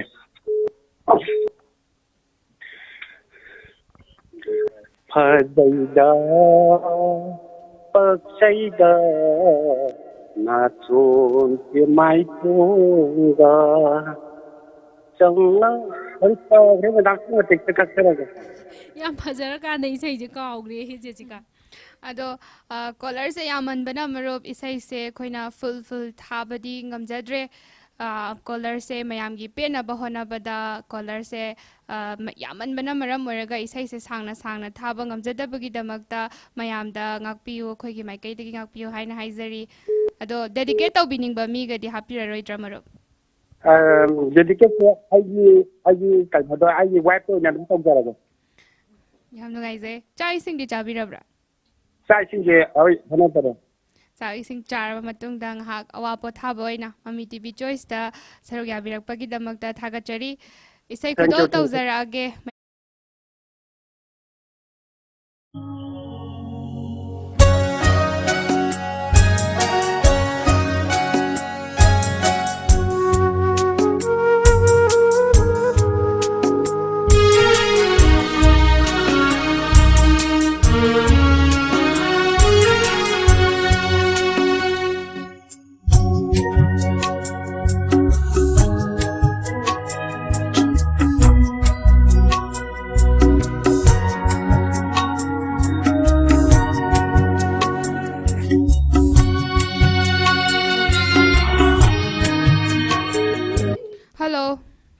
Hello, madam, isa yung nakanjage ba? Mami TV Choice ne dong ya pa may say khalbirak payagani. Isa se mama do lai sabi do ngau bido habi do. Alay film lagi ay gi pungning lai kon se manim tana le na wano sal ari do taji. Isay khanbira iste mingalay fam ga hana mukta thambiyu. Bam la kai digi santa. ꯕꯥꯃꯣꯟ ꯂꯩꯀꯥꯏꯗꯒꯤ Santa ꯏꯁꯩ ꯌꯥꯝ ꯐꯖꯕ ꯑꯃꯁꯨ ꯈꯟꯕꯤꯔꯛꯑꯦ ꯕꯥꯃꯣꯟ ꯂꯩꯀꯥꯏꯗꯒꯤ ꯁꯥꯟꯇꯗꯣ ꯏꯁꯩꯁꯦ ꯃꯇꯦꯛ ꯑꯃꯇꯪ ꯉꯪꯕꯤꯔꯒ ꯃꯌꯥꯝ ꯄꯨꯟꯅ ꯇꯥꯃꯤꯟꯅꯁꯤ ꯉꯁꯤꯒꯤꯗꯤ ꯑꯩ ꯈ꯭ꯋꯥꯏꯗꯒꯤ ꯏꯍꯥꯟ ꯍꯥꯟꯕꯅꯦ ꯃꯃꯤꯗ ꯇꯧꯖꯔꯤꯁꯦ ꯉꯁꯤꯒꯤꯗꯤ ꯉꯥꯛꯄꯤꯔꯣ ꯌꯥꯝ ꯅꯨꯡꯉꯥꯏꯖꯩ ꯑꯗꯣ ꯁꯥꯟꯇ ꯍꯧꯖꯤꯛ ꯀꯔꯤ ꯀꯔꯤ ꯍꯣꯠꯅꯕꯤꯔꯤꯒꯦ ꯑꯩꯁꯤ ꯌꯨꯝꯗ ꯗꯨꯀꯥꯟ ꯃꯆꯥ ꯑꯃ ꯇꯧꯖꯩ ꯑꯗꯣ ꯃꯃꯤ ꯇꯤꯚꯤ ꯆꯣꯏꯁꯀꯤ ꯈꯨꯗꯣꯡꯆꯥꯕꯁꯦ ꯂꯧꯔꯒ ꯁꯥꯟꯇꯒꯤ ꯄꯨꯛꯅꯤꯡꯗ ꯐꯥꯎꯕ ꯑꯋꯥꯕ ꯅꯨꯡꯉꯥꯏꯕ ꯈꯨꯗꯤꯡꯃꯛꯁꯨ ꯊꯝꯕꯤꯌꯨ ꯃꯃꯤ ꯇꯤꯚꯤꯒꯤ ꯌꯦꯡꯕ ꯑꯩꯁꯦ ꯅꯍꯥꯟ ꯅꯣꯡꯃꯥꯏꯖꯤꯡ ꯍꯧꯈꯤꯕꯗꯨꯗꯒꯤ ꯈꯪꯖꯔꯛꯄꯅꯦꯕ ꯑꯗꯨꯗꯤ ꯐꯪꯍꯧꯗ꯭ꯔꯦ ꯉꯁꯤ ꯑꯍꯥꯟꯕ ꯑꯣꯏꯅ ꯐꯪꯖꯕꯅꯦ ꯌꯥꯝ ꯅꯨꯡꯉꯥꯏꯖꯩ ꯉꯁꯤ ꯐꯪꯕꯁꯦ ꯁꯥꯟꯇ ꯀꯣꯂꯔꯁꯦ ꯌꯥꯝꯃꯟꯕꯅ ꯃꯔꯝ ꯑꯣꯏꯔꯒ ꯑꯩꯈꯣꯏꯅ ꯑꯐꯪꯕ ꯈꯔꯁꯨ ꯄꯥꯏꯈꯠꯂꯦ ꯑꯗꯣ ꯐꯪꯗꯕ ꯃꯌꯥꯝ ꯑꯃꯁꯨ ꯂꯩꯔꯝꯒꯅꯤ ꯑꯗꯨꯕꯨ ꯑꯩꯈꯣꯏꯅ ꯀꯣꯂꯔꯁꯦ ꯌꯥꯝꯃꯟꯕꯅ ꯂꯥꯏꯟ ꯐꯪꯅꯗꯕ ꯑꯗꯨꯒꯨꯝꯕ ꯃꯌꯥꯝ ꯑꯃ ꯂꯩꯕꯅ ꯃꯔꯝ ꯑꯣꯏꯔꯒ ꯐꯪꯗꯕꯅꯦ ꯑꯗꯨꯒꯤꯗꯃꯛꯇ ꯑꯩꯈꯣꯏꯕꯨ ꯉꯥꯛꯄꯤꯌꯨ ꯍꯥꯏꯅ ꯍꯥꯏꯖꯔꯤ ꯑꯗꯣ ꯁꯥꯟꯇ ꯗꯦꯗꯤꯀꯦꯠ ꯇꯧꯕꯤꯅꯤꯡꯕ ꯃꯤꯒꯗꯤ ꯂꯩꯇ꯭ꯔꯕ꯭ꯔꯥ ꯍꯥꯞꯄꯤꯔꯔꯣꯏꯗ꯭ꯔꯥ ꯗꯤꯀꯦꯠꯁꯤ ꯑꯩꯁꯦ ꯑꯍꯥꯟꯕ ꯑꯃ ꯃꯃꯤ ꯇꯥꯕꯤꯔꯤꯕꯁꯤꯡ ꯌꯦꯡꯕꯤꯔꯤꯕꯁꯤꯡꯒ ꯑꯩ ꯏꯃꯨꯡ ꯃꯅꯨꯡꯒ ꯄꯨꯟꯅ ꯑꯗꯨꯝ ꯇꯥꯃꯤꯟꯅꯖꯔꯒꯦ ꯃꯦꯗꯥꯝ ꯌꯥꯝ ꯅꯨꯡꯉꯥꯏꯖꯩ ꯁꯥꯟꯇ ꯏꯁꯩ ꯈꯨꯗꯣꯜ ꯇꯝꯖꯔꯛꯑꯒꯦ ꯃꯌꯥꯝ ꯄꯨꯟꯅ ꯇꯥꯃꯤꯟꯅ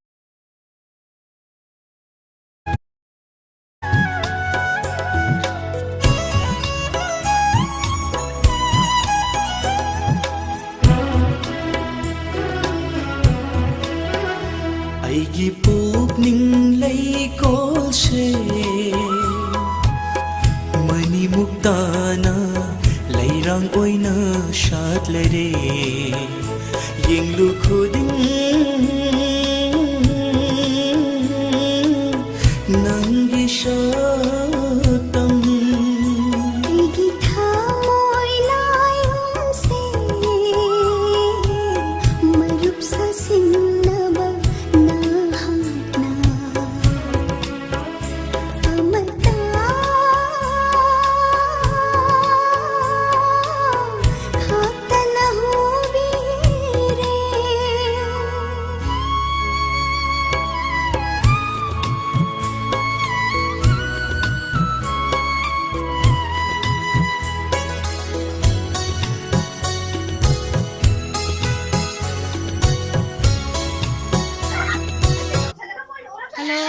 ꯍꯜꯂꯣ ꯃꯃꯤ ꯇꯤꯚꯤ ꯆꯣꯏꯁꯅꯦ ꯑꯗꯣꯝꯒꯤ ꯑꯄꯥꯝꯕ ꯏꯁꯩ ꯈꯟꯕꯤꯌꯨ ꯃꯃꯤ ꯇꯤꯚꯤꯗ ꯑꯝꯇ ꯏꯁꯩ ꯑꯝꯇ ꯈꯟꯖꯒꯦ ꯇꯧꯕ ꯌꯥꯅꯤ ꯌꯥꯅꯤ ꯑꯗꯣꯝꯒꯤ ꯑꯄꯥꯝꯕ ꯏꯁꯩ ꯍꯥꯏꯕꯤꯌꯨ ꯀꯩꯅꯣꯒꯤ ꯑꯃ ꯎꯇꯝꯅ ꯁꯛꯄ ꯏꯁꯩ ꯅꯣꯡꯃ ꯂꯥꯛꯀꯦ ꯇꯧꯕꯗ ꯑꯗꯨꯝ ꯌꯥꯝ ꯅꯨꯡꯉꯥꯏꯖꯩ ꯐꯣꯟ ꯇꯧꯕꯤꯔꯛꯂꯤꯁꯤꯒꯤ ꯃꯤꯡꯒ ꯂꯩꯐꯝꯒꯁꯨ ꯊꯝꯕꯤꯌꯨ ꯑꯩ ꯃꯤꯡ ꯑꯕꯨꯡ ꯀꯧꯋꯦ ꯄꯥꯡꯒꯩꯗꯒꯤꯅꯤ ꯑꯕꯨꯡ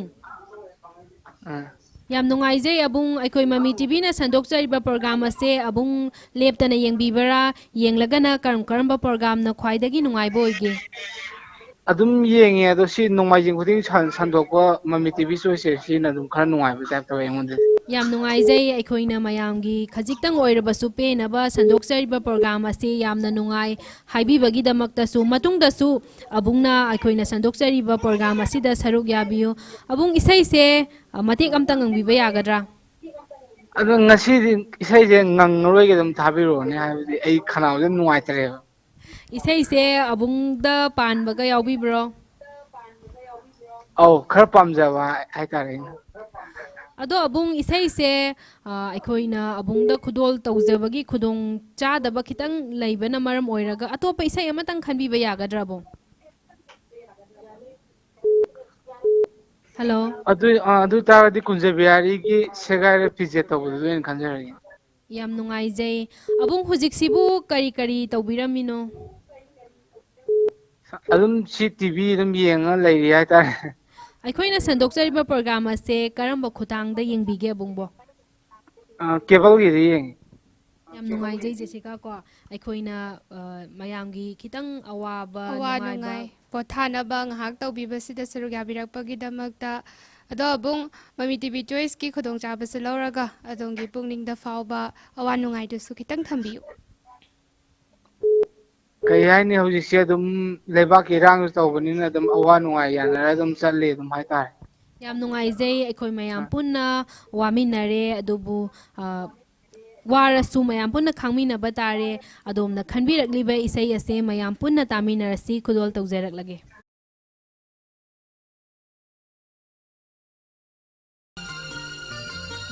Segaira pijet set pado Chakni pini oi ho bado Palem pan thau kaina bagi natte Nong si hai tabi malani ne mala Segaira pijet set pado Sakni pini oi ho bado Palem pan thau kaina bagi natte Nong si hai tabi malani ne mana Se gaira phi set pado set pado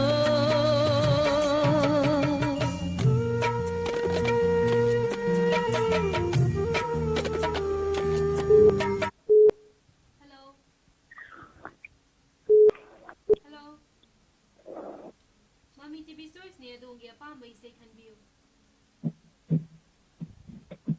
Hello. Hello. Mogi line si am nungai da bama le Jessica mathangi caller la na bahona jage. Hello. Hello. Hello. MAMI TV Choice ne adongi apamba isai khanbiro.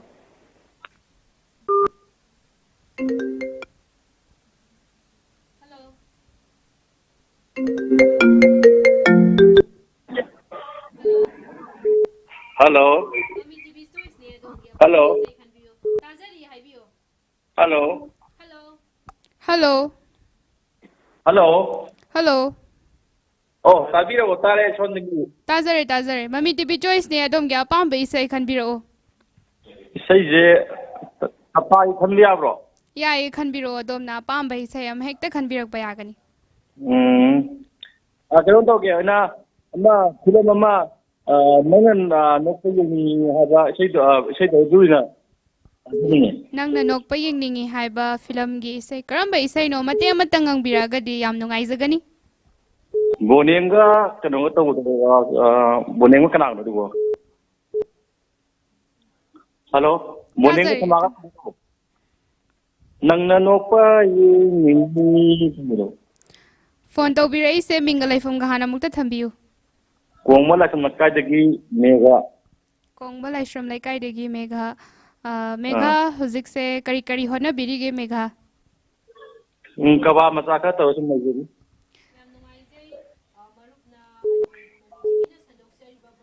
Hello.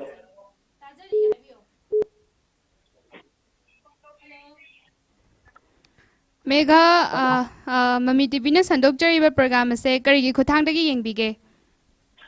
T2 yengni da sum. Yam nungaizai mega ado mega MAMI TV Choice ki khulong chaba se lauraga pukning da fawba awa nungai du su kitang thambiu. Ado music tamni da su khadung da me alaba ke awa ba du ne me am yo mayam awa ba ta ba mayam le lukken da le ba mayam ji oina no na ba ai no ko du yeng ni ngai ba du me da ina ji ke taw jara ke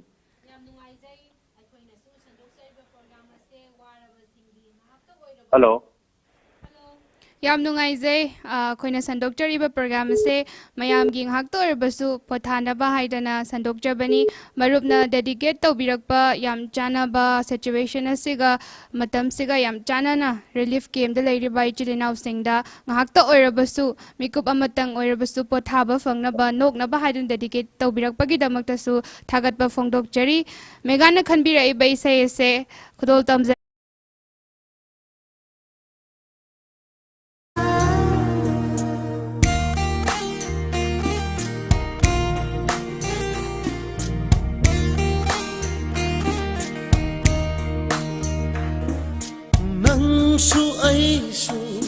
aisu nangsu manai punsi wari manai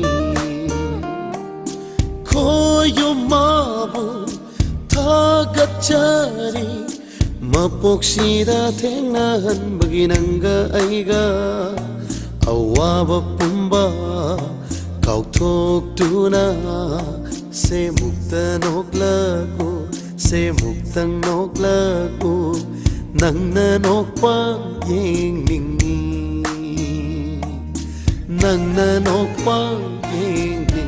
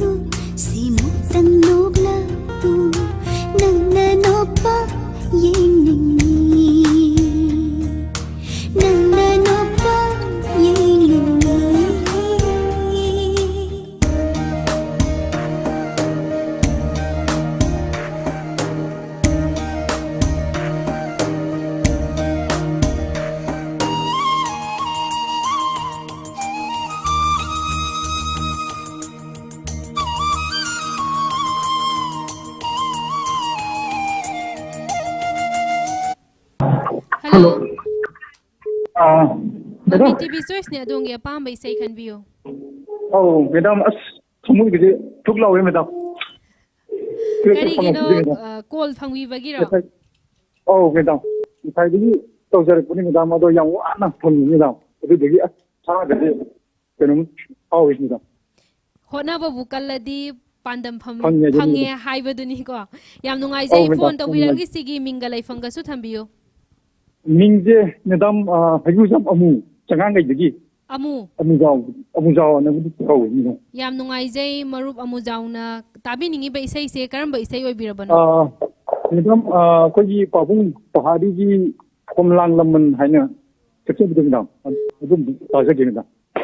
Marup isai se mati am tangang biba yagadra. Yani madam komlang laman sinjaroi nangi Taubi ima komlang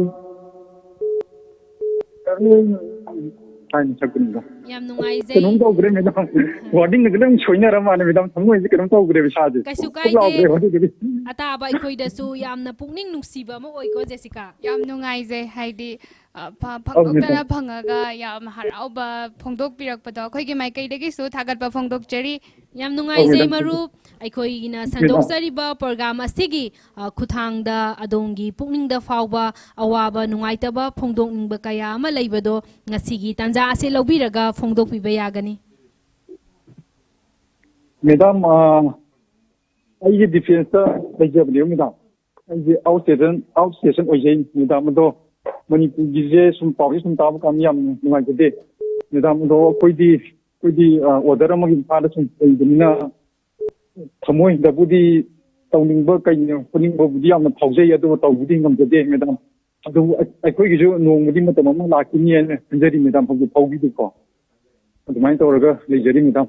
Mani yam nungai jai ado akhoina sandoksariba program se Sunday khudingi sandoksagadori bani ado matung da su adomna saruk adum yabiu yam nungai jai adomna khanbirakli ba isai asi khudol tawjarak lage mayam punna taminarasi.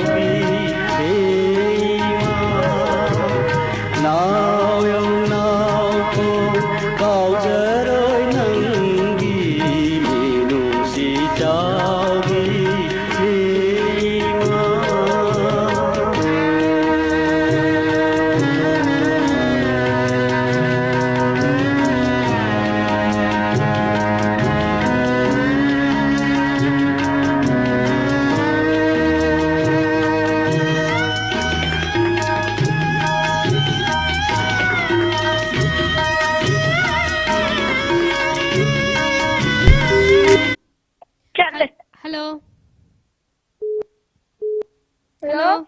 Mami TV Choice ne adongi apamba isay khanbiyo. Isay Nurai isay. Nurai gi isay. Nurai gi kari isay oibirabano? Nurai Tangbi.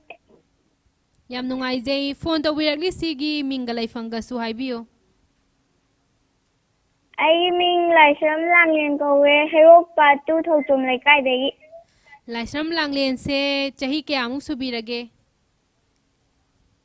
Chahi mapan. Yam nungaijay Langlen. Langlen se class kaya kabirino? Class 3. Class 3. Yam nungaijay Langlen aikoina sandokjariba program ase Langlen so adum yengbara kamai tawe? Yengi. Kari program yengiba?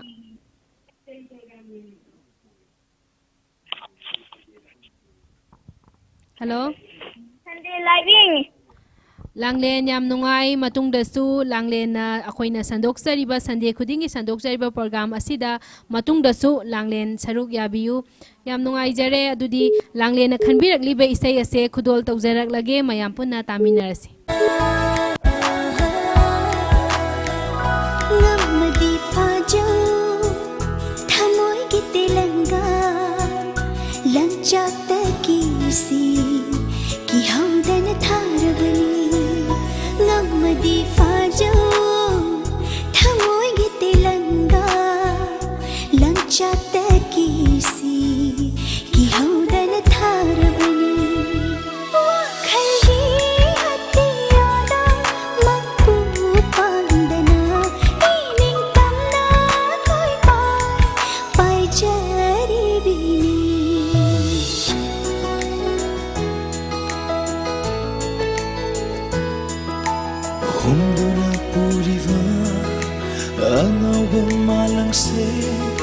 Aigi sakloni nangbu nungsibagi sahuni Unduna puriva angauba malangse Aigi sakloni nangbu nungsibagi sahuni Aigi pondani tauduna sanariva naksanduna nangbu purivani aise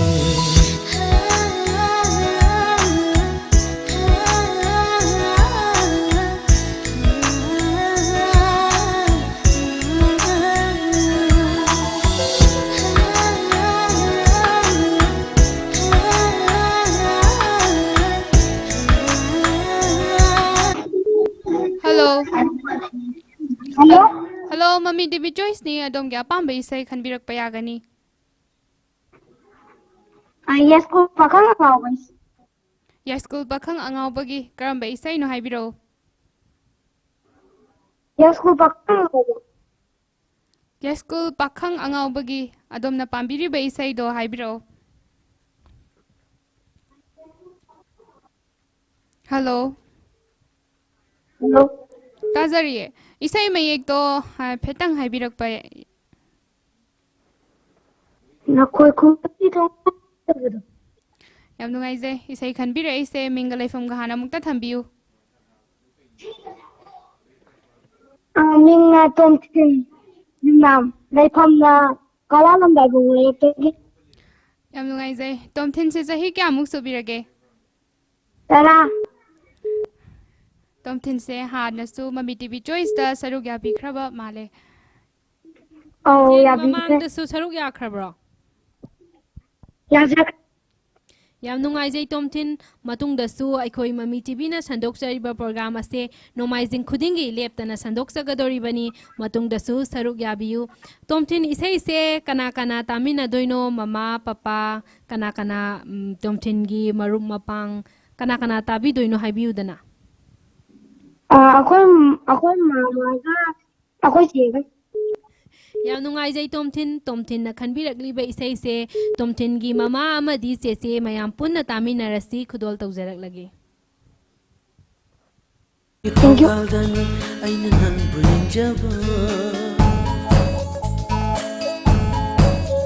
Nakoy khulgi khunjindani aina nang bungai jaba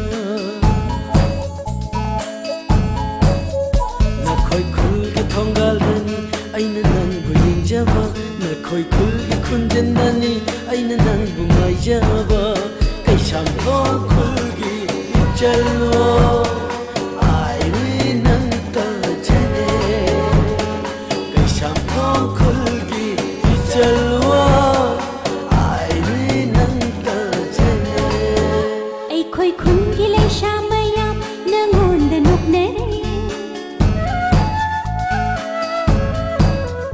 lai kai nat na lai na raga I kai bakhang mande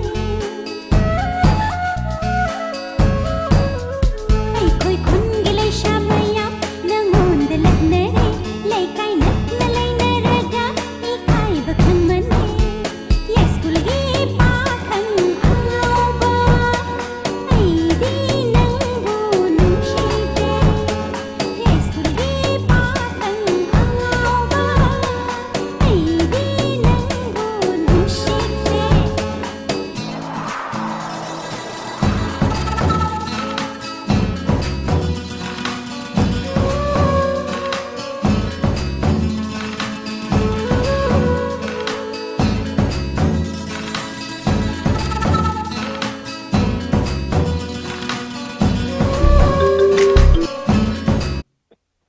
Hello.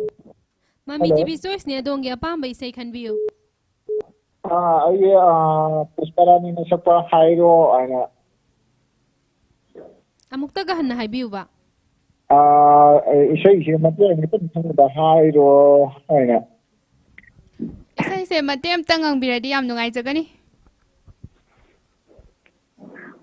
ꯍꯥꯏꯔꯣ ꯍꯥꯏꯅꯤꯡꯕ ꯑꯩꯅ ꯏꯁꯩ ꯄꯨꯁꯄꯔꯥꯅꯤꯒꯤ ꯌꯥꯝ ꯅꯨꯡꯉꯥꯏꯖꯩ.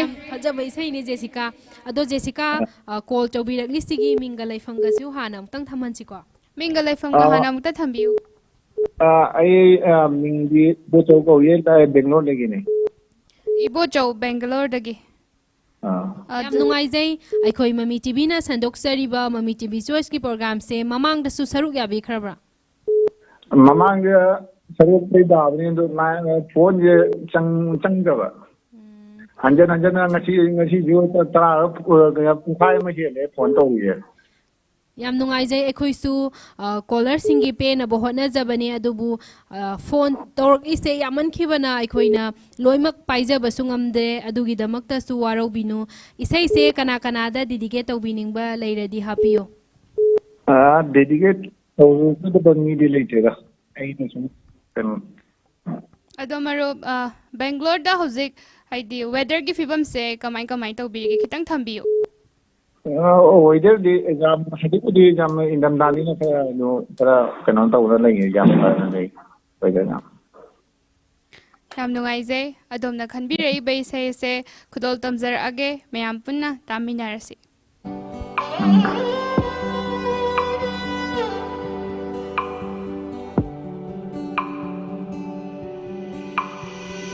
ꯋꯥꯍꯩꯗꯣ ꯅꯨꯡꯁꯤꯕ ꯊꯝꯂꯤꯕ ꯊꯃꯣꯏꯗ ꯑꯣꯏꯖꯒꯦ ꯑꯩꯇꯒꯤ ꯅꯨꯡꯁꯤꯅ ꯍꯥꯏꯌꯣꯗ ꯉꯥꯏꯖꯕ ꯏꯇꯅ ꯕꯤꯜꯂꯒꯦ ꯊꯃꯣꯏꯅ ꯍꯥꯏꯔꯣ ꯍꯥꯏꯅꯤꯡꯕ ꯇꯥꯔꯣ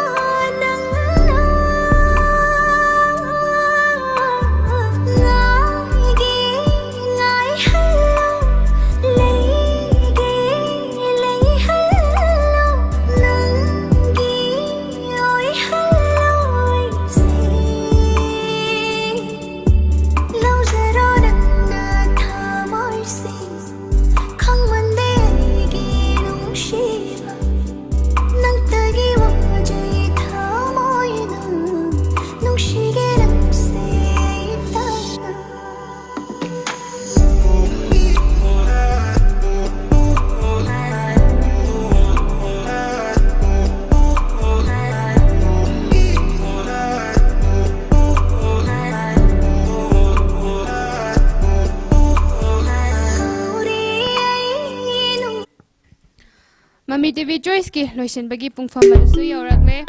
Aroiba call amatang paikhatjage. Hello.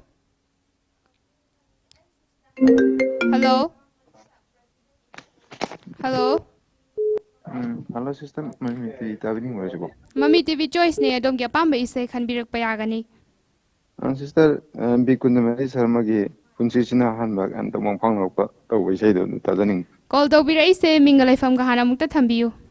Ayuzik ayuzik lajari sina Arunachal Pradesh ta China border side ta ay defense ta lajari na duga ay gi kanuna Winam kainong dagi Lorembam Sudesh Kumar. Lorembam Sudesh Kumar. Marup hojek defense ta lebi bane so hiring hak awapo thaboina Mami TV Choice ta sarga birak pagi damak ta dom thagan phongdok chari matung da su nongmaijing khudingi khoina sandok chari ba Mami TV Choice da sarga birak hain haizari ado marup Mami TV Choice ki khudong chaba se lauraga adomgi thamoida fawba awanungai gi pawdam khitang thambiu. Sister, one I give them higher the physical lady Manipur situation the Yamna, Oxin and White of Power. The Tangasina defense Sandagam and Makadla, Amazon, and Kana Pungo Puzu, Hekanto Pakta, Lainariba, Sandagam and God, the Stigaman Galanariba, and easy Mark the Lainari was a post. Some of them lay with the Yamna White about City Tolaga, have Partaba, Tolazo, Lainariba, Shagi Kun Natraga Yum, Sana Sandragadi, me, Atopa, the Yamna Laga, Sambika, the Unatamina, Kuj Subsanadam, so the Marta Lactam, the Subsanam, and Kulaka, Ganga with Ruina, the Mioxerame, Kujo. I get up the Yakan was it, Manibugam and our Sandragamenge, Anita Yasinabam Poragam, Mastam Poraganda, Yamtuna, Lainariba, let's say. Kanto upame kamasto upame yam nungai jai marup na waraba tanja asida ngahakhtang oirabasu matam kaithokpiduna aikoina sandokchariba program asida charuk yabiduna awaba nungai daba phongdokpagi tanja lawbiduna phongdokpa asisu thagatchari adomna khanbirakliba isai ase mayam punna taminarasi maruka punna khudol tawjaraklagi punsisina ahanba mangphaw narakpa mikupta ngaiduna leirami shanti gi yeknaba kaya kaya malem sida punsisina ahanba mangphaw narakpa mikupta ngaiduna leirami shanti gi yeknaba kaya kaya malem sida tijarui ai haksu shanti gi horakham kadai dano adubu mangki adumak amamba maikulata mahati punsisina ahanba mangphaw narakpa mikupa ngaiduna leirami shanti gi yeknaba kaya kaya malem sida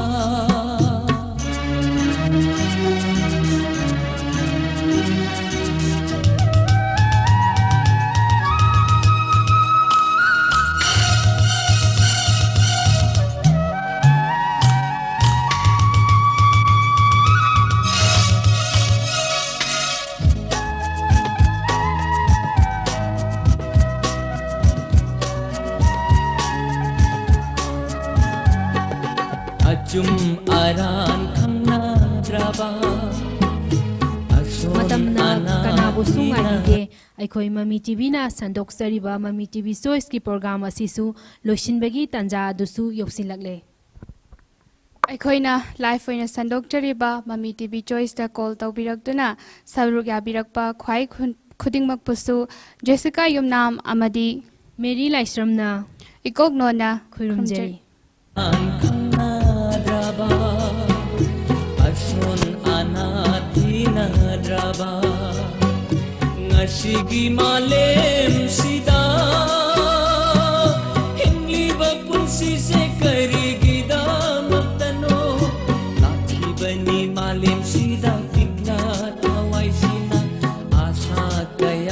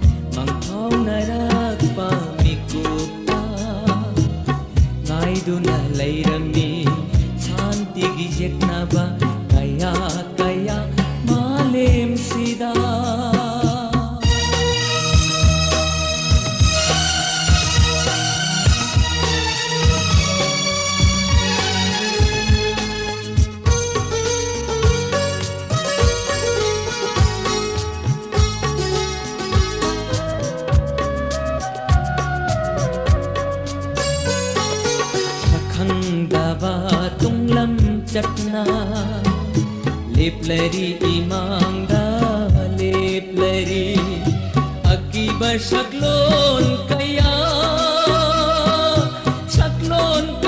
बुपुरदूना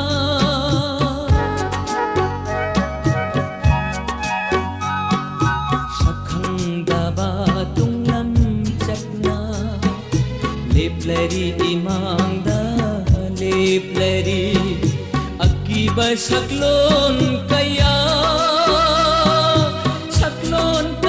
बुपुरदूना लाकदरंगाई जबा awaba kaya